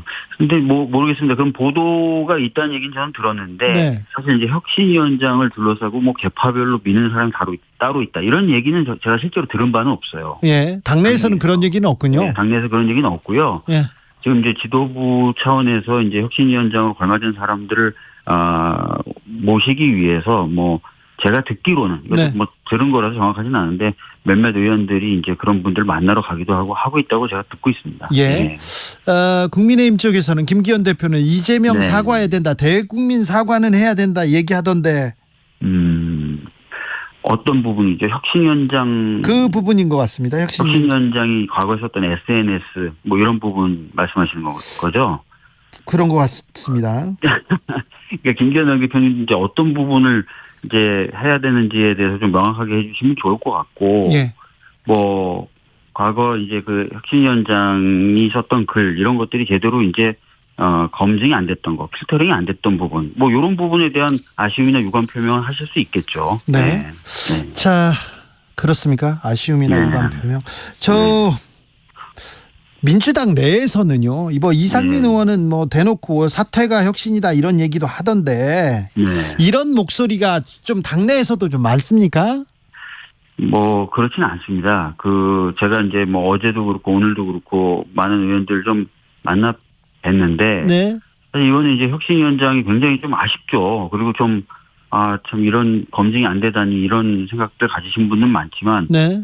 아니 근데 이것 때문에 대표가 사퇴해야 된다고 얘기하는 것도 지나친 거 아니냐는 의견이 굉장히 많아요. 네네. 네, 그렇기 때문에 제가 적어도 판단하기로는 이상민 의원님의 말씀 그 네. 기조에 동의하는 의원들이 그렇게 많은 건 아니다 이렇게 말씀드리겠습니다. 예. 예.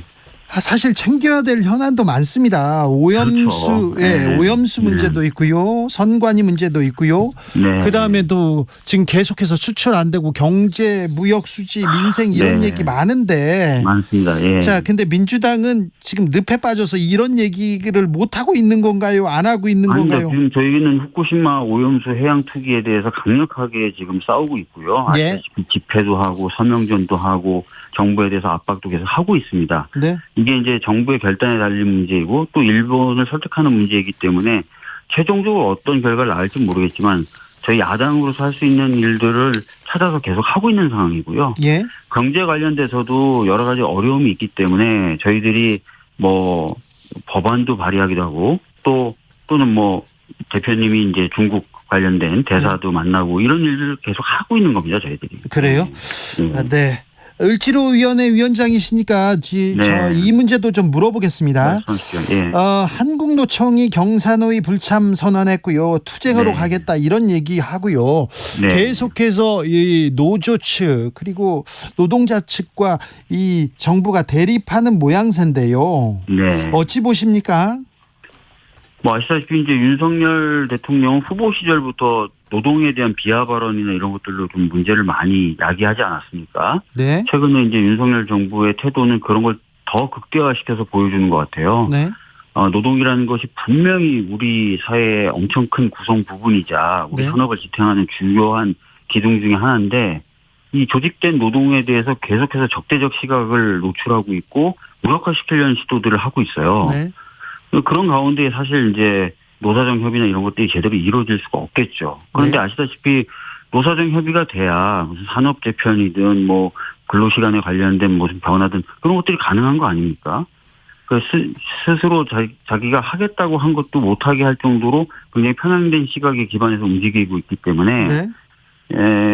굉장히 좀 걱정이 많고요. 이렇게 강대강으로 가는 것이 과연 우리 산업이라든지 우리 국민들의 삶에 좋은 영향을 미칠 수가 없을 건데 자꾸 이런 식으로 나와서 이런 부분에 대해서 저희 당은 견제를 하려고 지금은 여러 가지 것들을 하고 있는 상황입니다. 네, 거리의 변호사 출신이어서 또 얘기하겠는데요. 경찰이 1박 2일 그 밤샘 집회했다는 민주노총 압수수색했습니다. 그리고 네. 불법 집회에 대해서는 단호히 대응하겠다 이런 그 방안을 계속 내놓고 있는데 이 부분 네. 어찌 보시는지요? 그러니까 1박 2일 집회가 사실 신고범위를 일탈한 집회로서의 불법 집회라는 거 아닙니까? 정부의 입장은. 예. 근데 신고범위를 일탈한 집회를 했다는 이유로 압수수색할 게 뭐가 있습니까? 사실은. 신고범위를 일탈한 집회의 경우가 만약에 사법 처리가 대상이 된다 하더라도 현장에서의 모습을 촬영한 사진이면 되는 거죠. 과거 집시법 사건들 다 그렇지 않았습니까? 네. 그런데 이걸 가지고 이제 민주노총을 압수수색하고 하는 것 자체가 사실은 아까 말씀드렸던 것처럼 노조에 대한 과도한 적대감과 거기에 기반한 강압적 수사 아닌가 싶어요. 네. 자, 민주당이 힘이 없다, 존재감이 없다, 의석수 덩치만 크고 잘 못한다. 그래서 지금 윤석열 정부 계속해서 마이웨이 간다 이런 얘기도 하는 사람들이 있습니다. 이동관 특보를 방통위원장에 지명할 것이다. 이 부분도 민주당이 존재감이 없어서 그렇다. 그렇게 해석하는 사람들도 있어요. 그러니까 사실은 이제 국회가 할 수 있는 것은 인사청문이겠죠. 예. 인사청문 결과와 상관없이 대통령의 임명권이 보장되어 있는 직위 같은 경우는 최종적으로 막는 게 어려울 수 있어요. 그러나 예. 저희들은 이제 그 문제 있는 인사, 특히 이동관 이런 학폭 논란이나 이런 이들이 있는 분들에 대해서는 철저히 진상규명을 해서 국민과 함께 임명하지 못하도록 최선의 노력을 다할 거예요. 네. 네. 지금 준비하고 있어요. 지금 이제 인사청문이 이제 준비가 돼야 되는데 아시다시피 이동관이란 분은 아직 지명도 안 했기 때문에 정식적 준비나 이런 것들은 지금 안 하고 있는 상태죠. 예. 그래도 국민의 우려가 있으면 누가 나서서 좀 준비하고 있어야 되는 거 아닙니까? 저희들은 이제 관련된 사실 같은 거 취합해서 계속해서 입장이나 자료들을 내고 있습니다. 당 차원에서는. 그렇습니까? 네. 이태원 참사 대책본부장이죠. 아닙니다. 대책본부장은 남인순 의원님이고요. 그 밑에 수습단장을 맡고 있어요. 아, 그렇습니까? 네. 참 네네. 많이 맡아요. 좀 박주민은 많이 해요, 일을. 네. 박희영 용산구청장이 보석으로 풀려났습니다. 그리고 새벽에 네. 몰래 출근했었는데 이 장면은 네. 어떻게 보셨어요? 그러니까 저는 이런 생각이 든 거예요. 그분이 이제 보석을 청구했던 이유 자체가 공황장애, 불안장애라는 거예요. 예. 도저히 견딜 수 없으니까 빨리 보석을 해달라고 해서 보석으로 나온 분인데 나오자마자 다음날 그 구청에 출근해야 될 정도로 구정 업무를 사랑하시는 분인가 과연 이분이. 네. 뭔가 다른 목적이 있지 않았을까. 예. 라는 좀 걱정이 드는 거죠. 그러니까 예를 들어서 이분의 어떤 범죄 혐의를 입증할 만한 가장 많은 증거가 있는 곳 구청일 테고 이분에 대해서 여러 가지 진술을 해줄 만한 관계자들도 구청에서 근무하시는 분들일 테고 예. 그래서 걱정이 되는 겁니다. 혹시 다른 목적으로 이렇게 출근을 서두르시고 적극적으로 출근하시려고 하는 거 아닐까. 예. 알겠습니다. 참 이태원 참사 관련돼서 재판이 진행되고 있는데 수사에 대해서는 아직도 유가족들은 수사한 게 없다, 드러난 게 없다 이렇게 얘기하는데 어느 정도 좀 그렇지 않습니까? 서울경찰청장에 대해서도 아직까지 아무런 결정을 못 내리고 있어요. 예. 네, 그 사이에 지금 재난안전통신망 기록은 기한이 다 됐다는 이유로 그냥 삭제되도록 방치됐죠.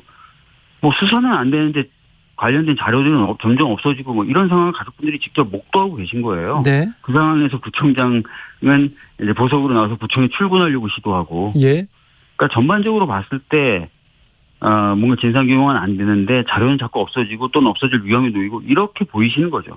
저는 합리적인 의심과 합리적인 걱정이라고 생각합니다. 네. 하이드님께서 민주당에서 후쿠시마 오염수 방류 반대 서명하고 있는데 현재까지 몇 명이나 받았는지 좀 물어봐 주세요 합니다. 제가 지난주까지는 숫자를 들어서 아는데 그때 5만 명 됐었거든요. 아, 그렇게 많이 받았군요. 이번 주 들어서는 얼마나 더 많이 받겠을 텐데 죄송하지만 이번 주 수치는 제가 잘 모르고 있습니다. 알겠습니다. 네. 속보 말씀드립니다. 김명수 대법원장이 서경환, 권영준 대법관 후보자를 제청했습니다. 그런데 대법관 후보자를 이렇게 추천해서 제청하더라도 김명수 대법원장이 제청한 사람은 받아들이지 않겠다는 그런 보도가 나왔어요. 여기는 어떻게 생각하세요? 대통령실 발의라고 해서 보도됐던 거에서 언급된 분들이 빠졌네요. 그러네요. 네. 그러니까 벌써 눈치를 본 거 아닌가 싶은 생각이 드는데요. 그래요. 이 부분. 근데 이 사람들 추천하면 내가 그 거부권 행사하겠다. 이건 삼권 분립 명확히 좀 훼손되는 거 아닙니까? 맞습니다. 헌법에 보면 대법관에 대한 제청권은 대법원장이, 동의권은 국회가, 임명권은 대통령이 갖고 있어요. 그래서 제청도 안 된 단계에서 누구누구 제청하면 난 안 받을 거야 라고 하는 것은 제청권 자체를 침해하는 거죠. 그래서 굉장히 월권적 행위이고 이거는 삼권분립에 위배되는 태도였다라고 말씀드릴 수밖에 없어요. 그런데 그 앞순위에 있던 분들이 빠졌네요. 대통령실에서 누구누구다라고 했다라는 취지의 보도에 언급됐던 분들은 빠졌네요. 네. 그렇습니다. 네.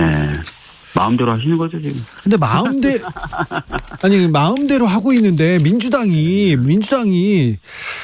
견제해야죠. 제지하고 잘못하면 잘못한다고 이렇게 해야 될 거 아닙니까? 아니, 잘못된 건 잘못했다고 수차례 성명도 내고 기자회견도 내고 또 필요한 경우에 집회도 하고 있어요. 그래요? 네, 근데 이 정도로 야당 말을 안 듣는 정부가 없었던 거죠. 그렇습니까? 예. 근데 윤석열 정부 그리고 국민의힘 마음대로 합니다. 네, 진짜 마음대로 하시죠. 그런데 왜 민주당한테 이러면 안 돼 그러면서 민주당한테 마음을 주지 못하는 것 같아요? 전에도 비슷한 취지로 한번 말씀드린 적이 있는데요. 그러니까 정치가 보여드려야 될 것 중에 하나가 민생에 대한 뚜렷한 개선 효과가 아니겠습니까? 네. 국민 경제 굉장히 어렵고 국민들 삶 정말 힘들어져 가는데 이 민생 관련돼서 민주당이 이제 똑 부러진 성과들을 지금 못 내고 있는 거, 또 그것을 위해서 땀 흘리는 모습을 좀 부족하게 보여드리는 것이 저는 크게 작용하고 있다고 생각해요. 그래서 을지로위원회 차원에서는 여러 가지 프로젝트도 했고 그 중에 하나가 이제 전세 사기 피해 지원 특별법을 저희가 발의하고 계속 압박을 해서 정부도 받아들여서 일부 부분이 입법화되지 않습니까? 하여튼 그런 작업들을 저희들이 좀 더 계속 더 적극적으로 좀 하도록 하겠습니다. 예. 네. 아무튼 박주민 의원 열심히 일하는데 열심히 뛰어다니는데 또 더 열심히 해야 되겠어요. 박주민이 열심히 하는 모습을 더 보여줘야 되겠어요. 하여튼 뭐 몇 가지 민생 입법에 대해서 계속 얘기도 하고 있고요. 네. 그래서 그런 것들 하반기에 좀 보여드리도록 하겠습니다. 가장 고민하는 부분이 뭡니까 요새 박주민은? 요새요?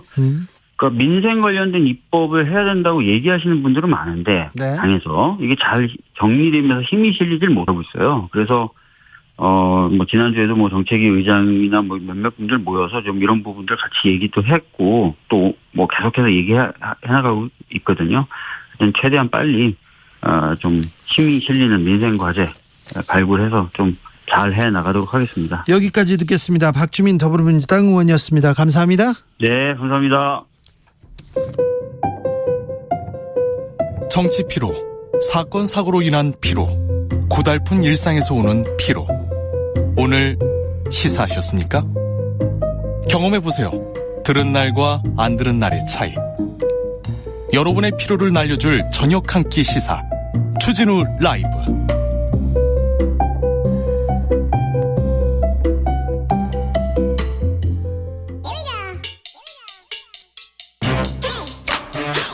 뉴스를 향한 진지한 고민, 기자들의 수다. 라이브 기자실을 찾은 오늘의 기자는 미디어오늘 정철은 기자입니다. 어서 오세요. 안녕하세요. 요즘은 뭘 그렇게 탐구하십니까? 요즘은 아무래도 방송계 최대 이슈가 지금 수신료 분리징수여가지고요. 네. 수신료 좀 보고 있고요. 네. 그리고 이동관 특보 네. 도대체 언제쯤 대통령실에서 지명할까, 네. 방통위원장으로 지명할까 좀 이렇게 보고 있습니다. 자, 그 얘기를 안 할 수가 없네요. 네. 자, 네.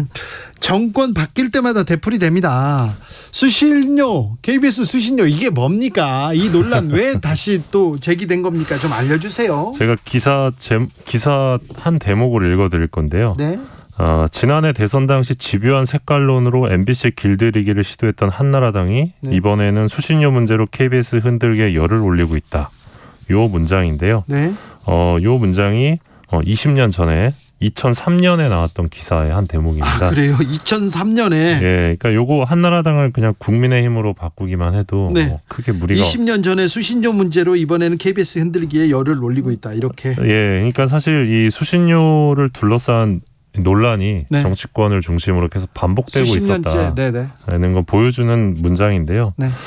근데 이제 요즘 수신료 관련 기사가 많이 나올 텐데 도대체 수신료가 뭐냐, 언제부터 냈냐, 예. 왜 내야 되냐, 뭐 궁금하신 분들이 많을 것 같아서 좀 알려주세요. 예, 일단 처음에 등장한 거는 시청료였습니다. TV 시청료. 시청료 있었죠. 1963년에 등장을 했는데 우리나라에서 네. TV 한 대당 월 100원이었습니다. 월 100원씩. 예, 이게 KBS 운영자금 마련 명목으로 등장을 했었고요. 주진우 기자가 태어난 해인가요? 74년? 73년에 태어났습니다. 아, 예, 그러시군요. 74년에 이제 시청료 500원, 500원으로. 80년에는 800원으로 올랐습니다. 네. 근데 80년 12월 1일부터 우리나라에서 이 컬러 TV가 시작을 합니다. 네. 네, 아마 기억나실 텐데 그때 네. 초등학생이셨나요? 그랬던 것 같은데요. 국민학생. 예. 네. 이게 뭐 엄청난 그 혁명적 변화였겠죠. 네. 예, 컬러 TV가 등장을 하면서 81년 4월 1일부터 이 흑백 TV와 구분을 해서 시청료를 월 2,500원으로 책정을 합니다. 81년도에 2,500원이었군요. 네, 그렇습니다. 네. 그리고 지금도 2,500원인데요. 지금도요? 네. 81년도에 냈던 돈을 지금도 낸다고요? 예, 그렇습니다. 지금 가치로는 이 2,500원이 한 600원 정도라고 합니다. 지금은. 네. 네. 그리고 그러면 왜 2,500원이었을까 추정을 해보면 네. 81년도 당시에 신문 구독료가 예. 한 달에 2,500원이었습니다. 지금 신문 구독료가 얼마나 하죠? 2만 원입니다. 아, 그래요? 네. 자, 2,500원에서 2만 원 올랐는데 지금 TV 수신료는 그대로네요. 예, 그렇습니다.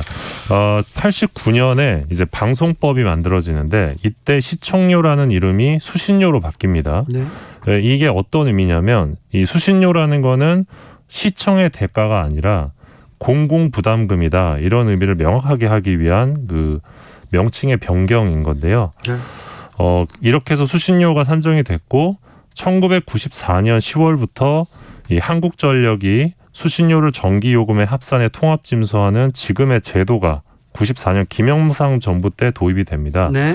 이거는 왜 도입이 됐느냐 여러 맥락이 있는데 네. 일단 이때는 KBS 징수원이 직접 이 집을 찾아다니면서 네, 수신료를 수신료 받으러 다녔어요. 예, 받으러 다녀서 네. 안 내겠다고 도망 다니고 납부 회피가 좀 많았습니다. 예. 그래서 좀 효율성이 떨어진다 이런 지적이 있었고 또 95년 3월에 우리나라에서 케이블 TV가 개국을 합니다. 예. 오늘날은 되게 익숙한데 케이블 방송이 네. 이때는 되게 생소했거든요. 근데 케이블 TV가 개국하다 보니까 이제 광고 시장은 한정돼 있고 예. 광고는 이제 더 필요해지는 거잖아요. 방송사들이 늘어나니까. 네. 그래서 그런 이해관계들이 결합되면서 KBS가 1TV 광고를 폐지하고 그렇죠. 광고 없이 가죠. 1TV 광고를 없애버리고 대신 전기료 통합징수를 하게 됩니다. 네. 그러면서 이듬해인 95년에 이 징수율이 53%에서 95%로 급상승을 하게 되고요. 그렇죠. 전기세는 다 내니까요. 예. 그러면 이제 2,500원 지금도 이제 수신료를 내고 있는데 KBS가 다 가져가느냐 그렇지는 않습니다. 예. 한전이 수수료 명목으로 169원을 가져가고요. 알차게 떼어가네. 예, 그리고 EBS가 70원 가져가고 있습니다. 예. KBS는 2,261원을 가져가는데요. 예. 전에는 이 수신료를 문화관광부 장관이 결정을 했습니다. 예. 얼마 결정을 했는데 2000년 방송법이 바뀌면서 KBS 이사회가 조정안을 의결하면 방통위를 거쳐서 국회가 승인하는 구조로 바뀌었는데 네. 이후에 단 한 번도 인상을 못했습니다. 네.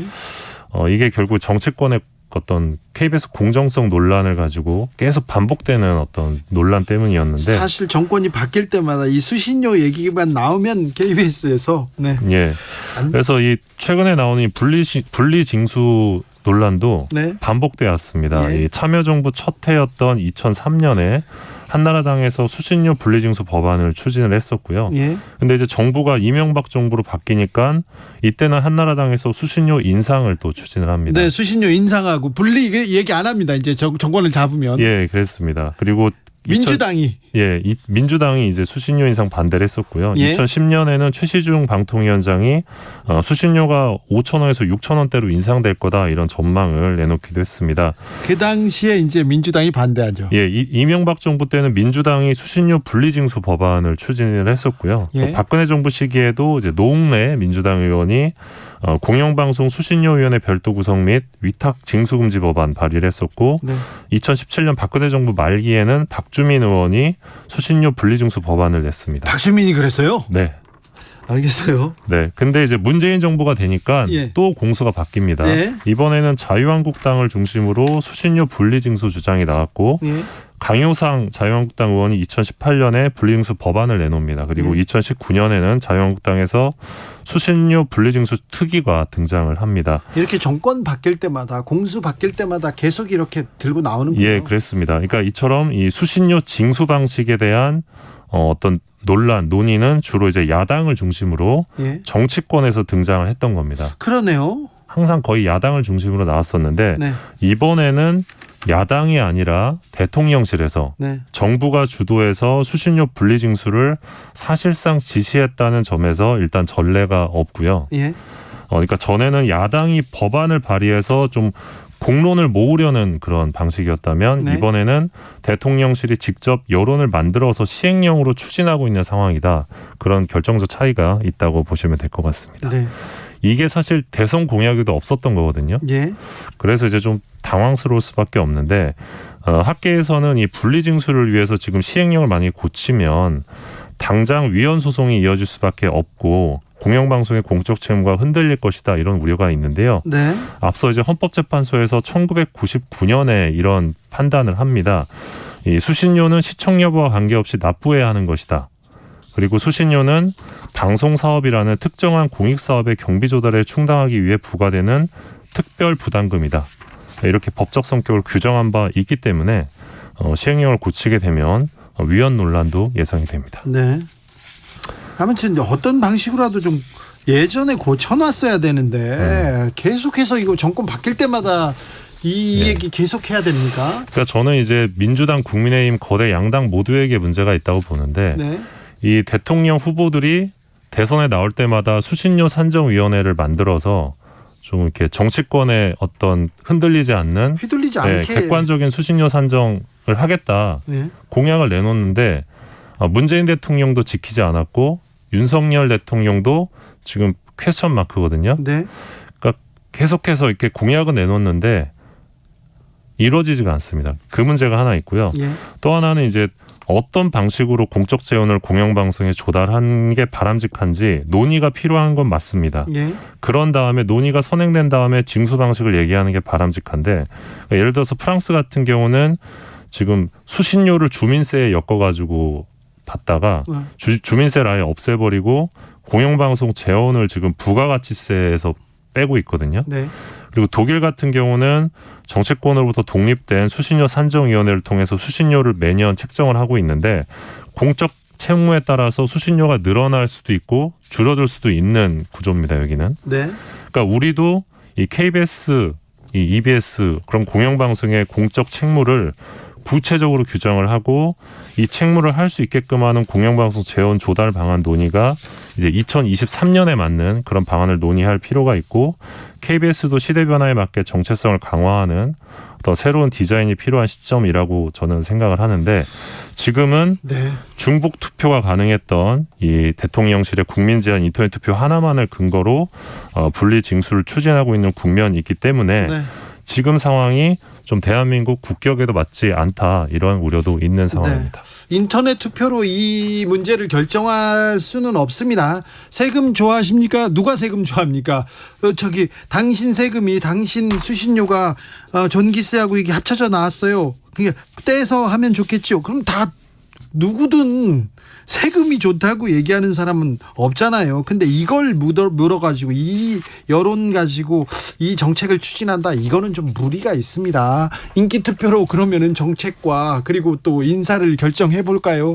그러면 혼란으로 갈 텐데 아무튼 수신료에 대해서 깊이 고민해 봤습니다. 네. 할 말은 많은데 네, 다음 이야기로 가겠습니다. 이동관 대통령 대외협력 특보가 이 차기 방통위원장으로서 적절한지 묻는 여론조사가 있었는데요. 아이고. 국민의 절반 이상이 윤 대통령의 언론 장악 의도가 있는 잘못된 인사다 이렇게 평가했습니다. 뉴스토마토가 여론조사 기관 미디어토마토에 의뢰해서 지난 5일부터 7일까지 실시한 여론조사 결과인데요. 네. 일단 자세한 내용은 중앙선거 여론조사 심의위원회 홈페이지 참조하시면 되고요. 네. 여론조사 보면 응답자의 55.4%가 이동관 특보의 방통위원장 지명을 두고 윤 대통령의 언론 장악 의도가 있는 잘못된 인사다 이렇게 답을 했고요. 네. 언론인 출신으로서 공정한 위원장 역할이 기대된다 이런 응답은 31.1%였습니다. 네. 그러니까 민주당의 현재 지지율을 고려하면 민주당을 지지하지 않는 국민들의 상당수가 지금 이동관 위원장의 지명을 우려하고 있다. 이렇게 해석할 수 있을 것 같고요. 네. 세대별로도 보면 60대 이상을 제외한 모든 세대에서 이동관 특보의 방통위원장 지명이 잘못된 인사가 될 거다. 이런 응답이 높았습니다. 네. 그리고 윤 정부 들어서 언론 자유가 나아졌냐고 보냐. 물었는데 퇴행했다는 응답이 54.8%였고요. 네. 나아졌다는 응답은 27%에 그쳤습니다. 네. 참 근데 이동관 특보는 아들 학폭 이거 가짜 뉴스다 이렇게 얘기하면서 그리고 지금은 피해자하고 잘 합의하고 그다음에 잘 지낸다 이런 입장도 냈어요. 예, 어제 입장을 냈는데 MBC 스트레이트 2019년 12월 방송 이때 또 주진우 기자께서 출연하셨더라고요. 네, 제가 진행자셨죠. 네, 제가 뭐 언론 열심히 했어요.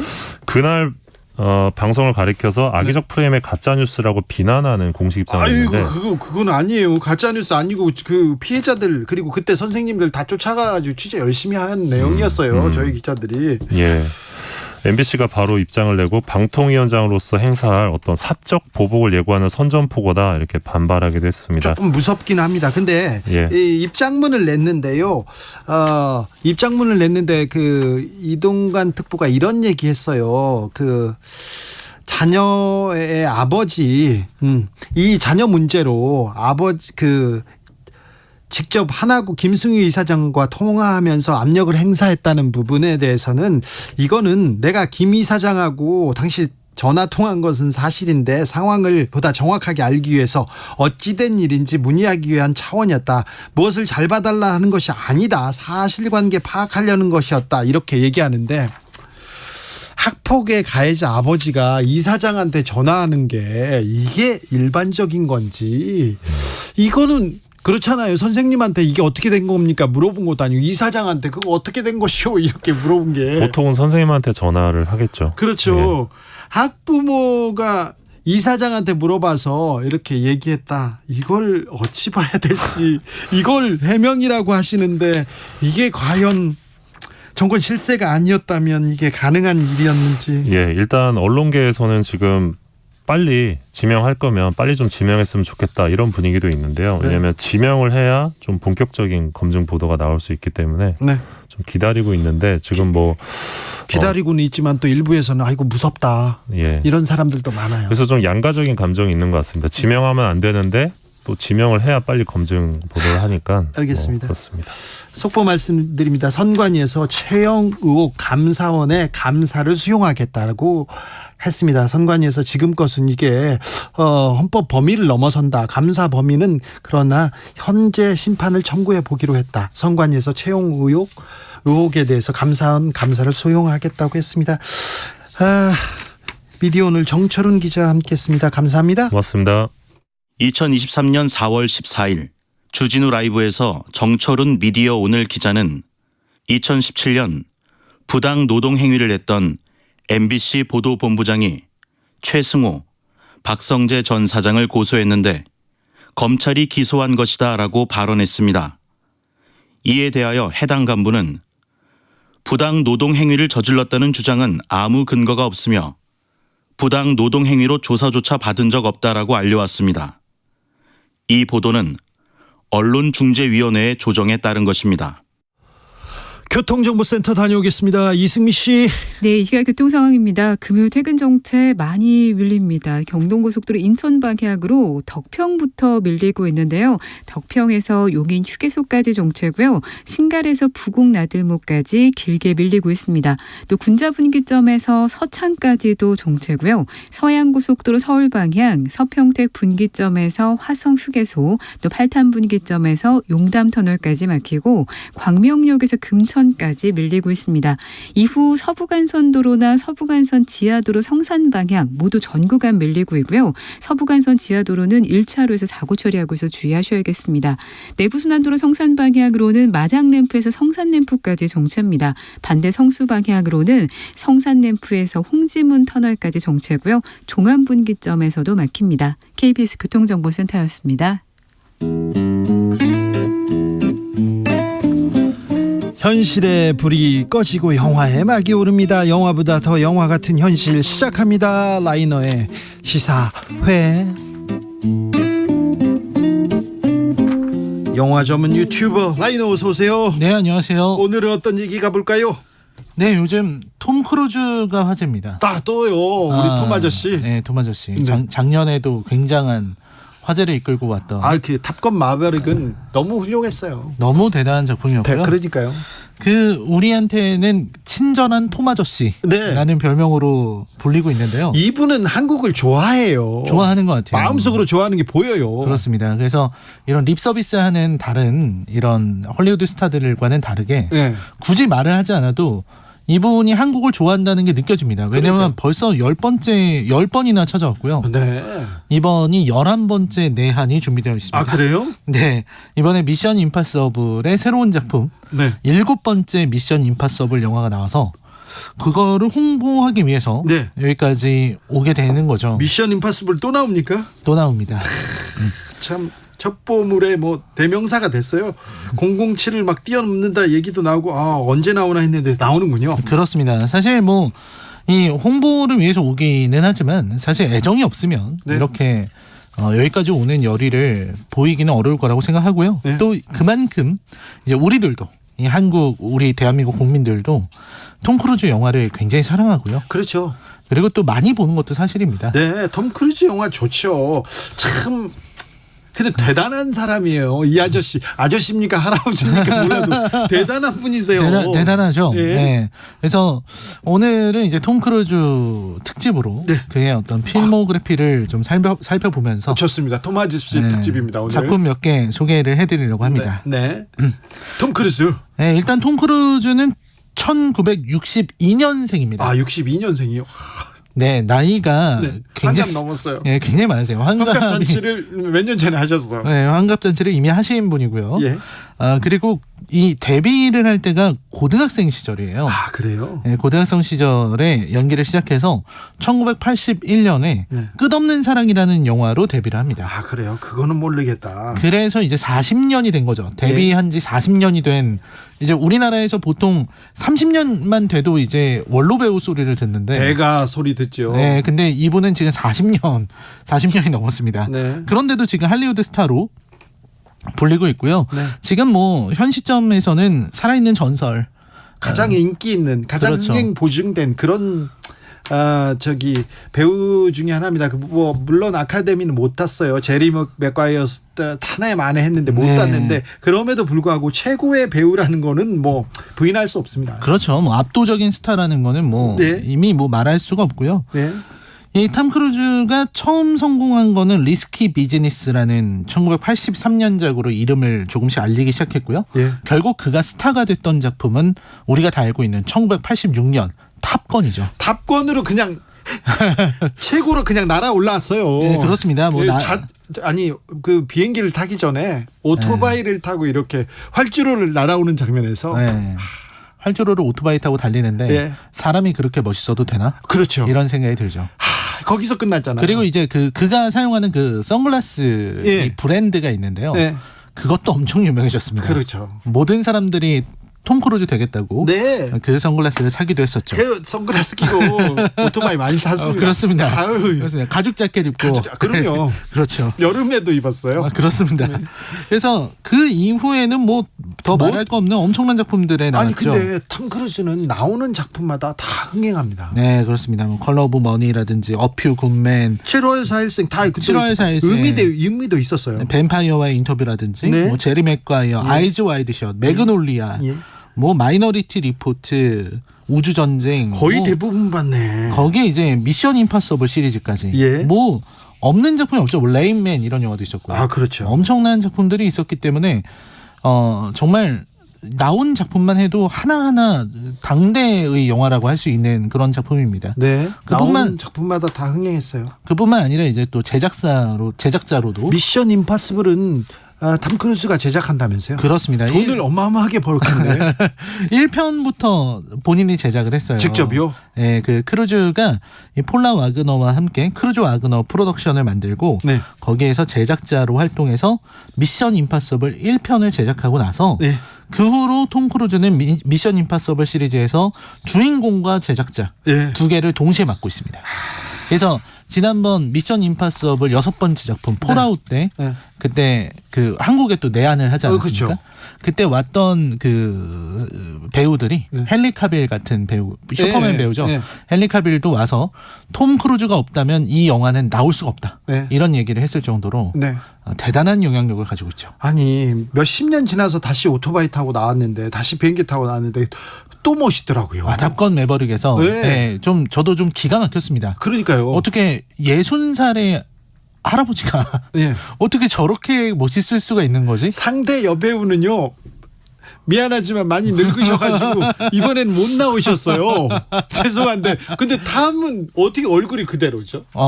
그리고 몸도 좋아요. 아직까지도.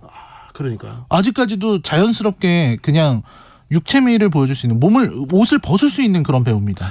아유, 환갑잔치 지났는데요. 이렇게 그러게요. 그렇습니다. 네. 참 어떻게 이럴 수 있는지 싶은데요. 네. 그 많은 작품 중에서 제가 소개해드리고 싶은 작품은 바닐라 스카이라는 영화가 있습니다. 이게 원작이 스페인 영화 오픈 유어 아이즈인데요. 아, 그래요? 여기서 톰 크루즈는 데이빗이라는 캐릭터인데 이 캐릭터는 잘생긴 외모. 일단 뭐 톰 크루즈가 잘생겼으니까. 거기에 이제 부모가 물려준 막대한 재산을 가지고 있는 그런 인물인데 그러다 보니까 삶이 재미가 없는 겁니다. 그렇죠. 의미를 못 느끼는 거예요. 모든 걸 가졌기 때문에. 근데 이제 자기 생일 파티에서 네. 친구가 자기 지인인 여자를 소개해 주는데 소피아라는 여성인데요. 여기서는 페넬로페 크루즈가 연기했습니다. 첫눈에 반하죠. 첫눈에 반합니다. 아유, 첫눈에 반하죠. 네, 첫눈에 반해서 예. 그녀와 사랑에 빠지고 그리고 드디어 나의 삶의 이유, 예. 내가 살아야 되는 어떤 존재의 의미 예. 이런 걸 이제 깨닫게 된 거죠. 네. 그런데 문제는 이제 아무래도 잘생긴 부자다 보니까 여자 관계가 좀 복잡해서 네. 줄리라고 네. 카메론 디아즈가 연기했는데요. 네. 줄리라는 여성이 있었어요. 네. 이 여성은 그 톰 크루즈가 그냥 잠깐 만나는 그런 여성이었는데 네. 그랬는데 이 데이빗에게 집착한 나머지 엄청난 사건을 벌입니다. 네. 그게 뭐냐면 차를 타고 가다가 네. 정말로 그 다리에서 네. 강으로 뛰어내려 버렸어요. 차를 몰고 그냥 동반 자살을 시도한 거예요. 네. 나를 선택하지 않는다면 네. 네가 그 여자를 사랑한다면 나는 그냥 여기서 죽음을 택하겠다. 예. 그리고서는 그냥 강으로 뛰어내렸어요. 뛰어들었습니다. 네. 근데 이제 뭐 데이빗이 죽지는 않았고요. 예. 네, 죽지는 않았고 살아났지만 이제 한쪽 다리가 불편해지고 예. 얼굴에 그렇지. 아주 큰 손상을 입게 돼요. 네. 그 잘생긴 얼굴이. 네. 그래서 수술을 했지만 수술을 해도 그 얼굴을 다시 돌이킬 수가 없어서 네. 그때부터 가면을 쓰고 다니게 되거든요. 예. 그래서 이런 식으로 이 얘기가 진행이 되는데 이 이야기 자체가 나중에 알고 보면 굉장한 반전이 있습니다. 그래서 요거는 그 반전을 보시고 나면은 여기까지 하고 이제 영화를 보셔야 돼요. 네. 바닐라 스카이. 자, 그 많은 탐 크루즈 영화 중에 라이너가 꼽았습니다. 그러면 여러분들이 챙겨봐야 된다는 겁니다. 네, 철학적인 메시지도 있고요. 네. 그리고 탐 크루즈의 잘생긴 얼굴을 망가뜨리겠다는 결단을 한다는 게 예. 정말 쉽지 않은 영화의 선택이죠. 아, 그렇습니까? 네, 그렇습니다. 아, 반전이 숨어 있고요. 굉장히 완성도가 높다고 라이너가 지금 손꼽았습니다. 자, 라이너가 꼽은 두 번째 영화는 뭡니까? 아, 이 작품은 정말 오늘의 문제작.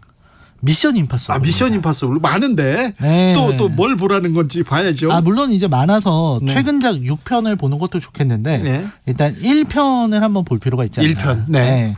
이 미션 임파서블의 줄거리는 이 내용 자체가 원래 원작이 있어요. 예, 예. 원작이 TV 시리즈였거든요. 네.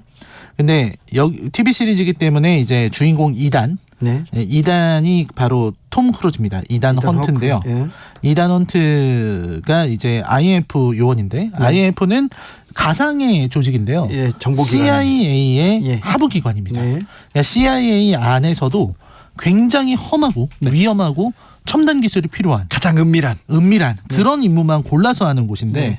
근데 이제 이 임무를 하다가 차례차례 팀원들이 누군가의 습격으로 사망하는 일이 벌어지게 됩니다. 그렇죠. 그래서 여기서 유일하게 살아남은 사람이 이제 탐 크루즈 2단 헌트였는데 헌트를 또 다 없애려고 그래요. 그렇죠. 왜냐하면 내부 스파이 아니냐. 예. 혼자 살아남은 게 너무나도 이상하다. 네. 그래서 체포하려고 하고요. 그래서 여기서 누명을 벗고 진짜 배신자를 찾기 위해서 네. 2단이 사투를 벌이게 된다는 그렇죠. 이야기입니다. 다 누명을 벗고요. 다 해요. 그리고 또 예쁜 여자를 만나죠. 아, 그렇죠. 네. 이런 어떤 공식 자체는 007에 있는 공식입니다. 너무 뻔해요.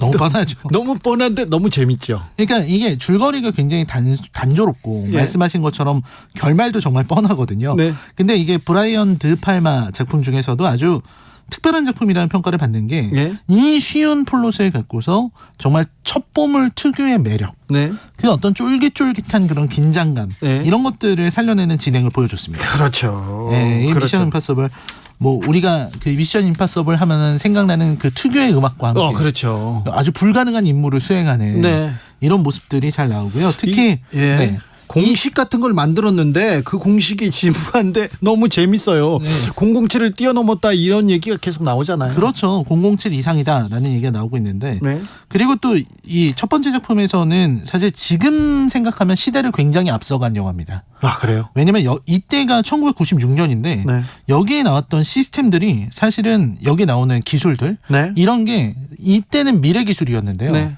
그 미래 기술이 지금 다 사용되고 있어요. 지금 지문 인식 시스템, 네. 뭐 음성 인식 장치라든지 망막 인식이라든지 뭐 이런 보안 기술들 이런 네. 것들이 이 영화에서 쭉 나오고 있습니다. 이런 부분만 조언하는 이런 부분만 이렇게 얘기하는 과학자 그룹이 있는 것 같아요. 그래서 지금 연구하고 있는, 지금 상용화를 앞두고 있는 기술들을 먼저 갖다 씁니다. 네. 영화를 보면 미래 산업에 대해서도 약간 고민할 수 있어요. 네, 그래서 실제로 여기서는 컴퓨터 관련해서 자문을 많이 받았고 네. 특히 이제 애플사에서 도움을 많이 줬다고 합니다. 네. 네, 그런 얘기가 있죠. 그렇습니까? 네. 근데요. 네. 라이너도 톰 크루즈에 대해서는 약간 높게 평가하시는 건가요? 그렇죠. 왜냐면 저는 톰 크루즈를 한마디로 말을 하자면 네. 이 대중의 품에 안긴 마지막 무비스타다. 그래요? 라는 말을 할 수 있을 것 같아요. 왜냐면 살아있는 배우들 중에 더 이상 무비스타라는 말을 할 수 있는 배우는 톰 크루즈 한 명밖에 없습니다. 그래요? 옛날에는 이런 배우들이 있었는데 네. 지금은 이제 그런 배우들이 없죠.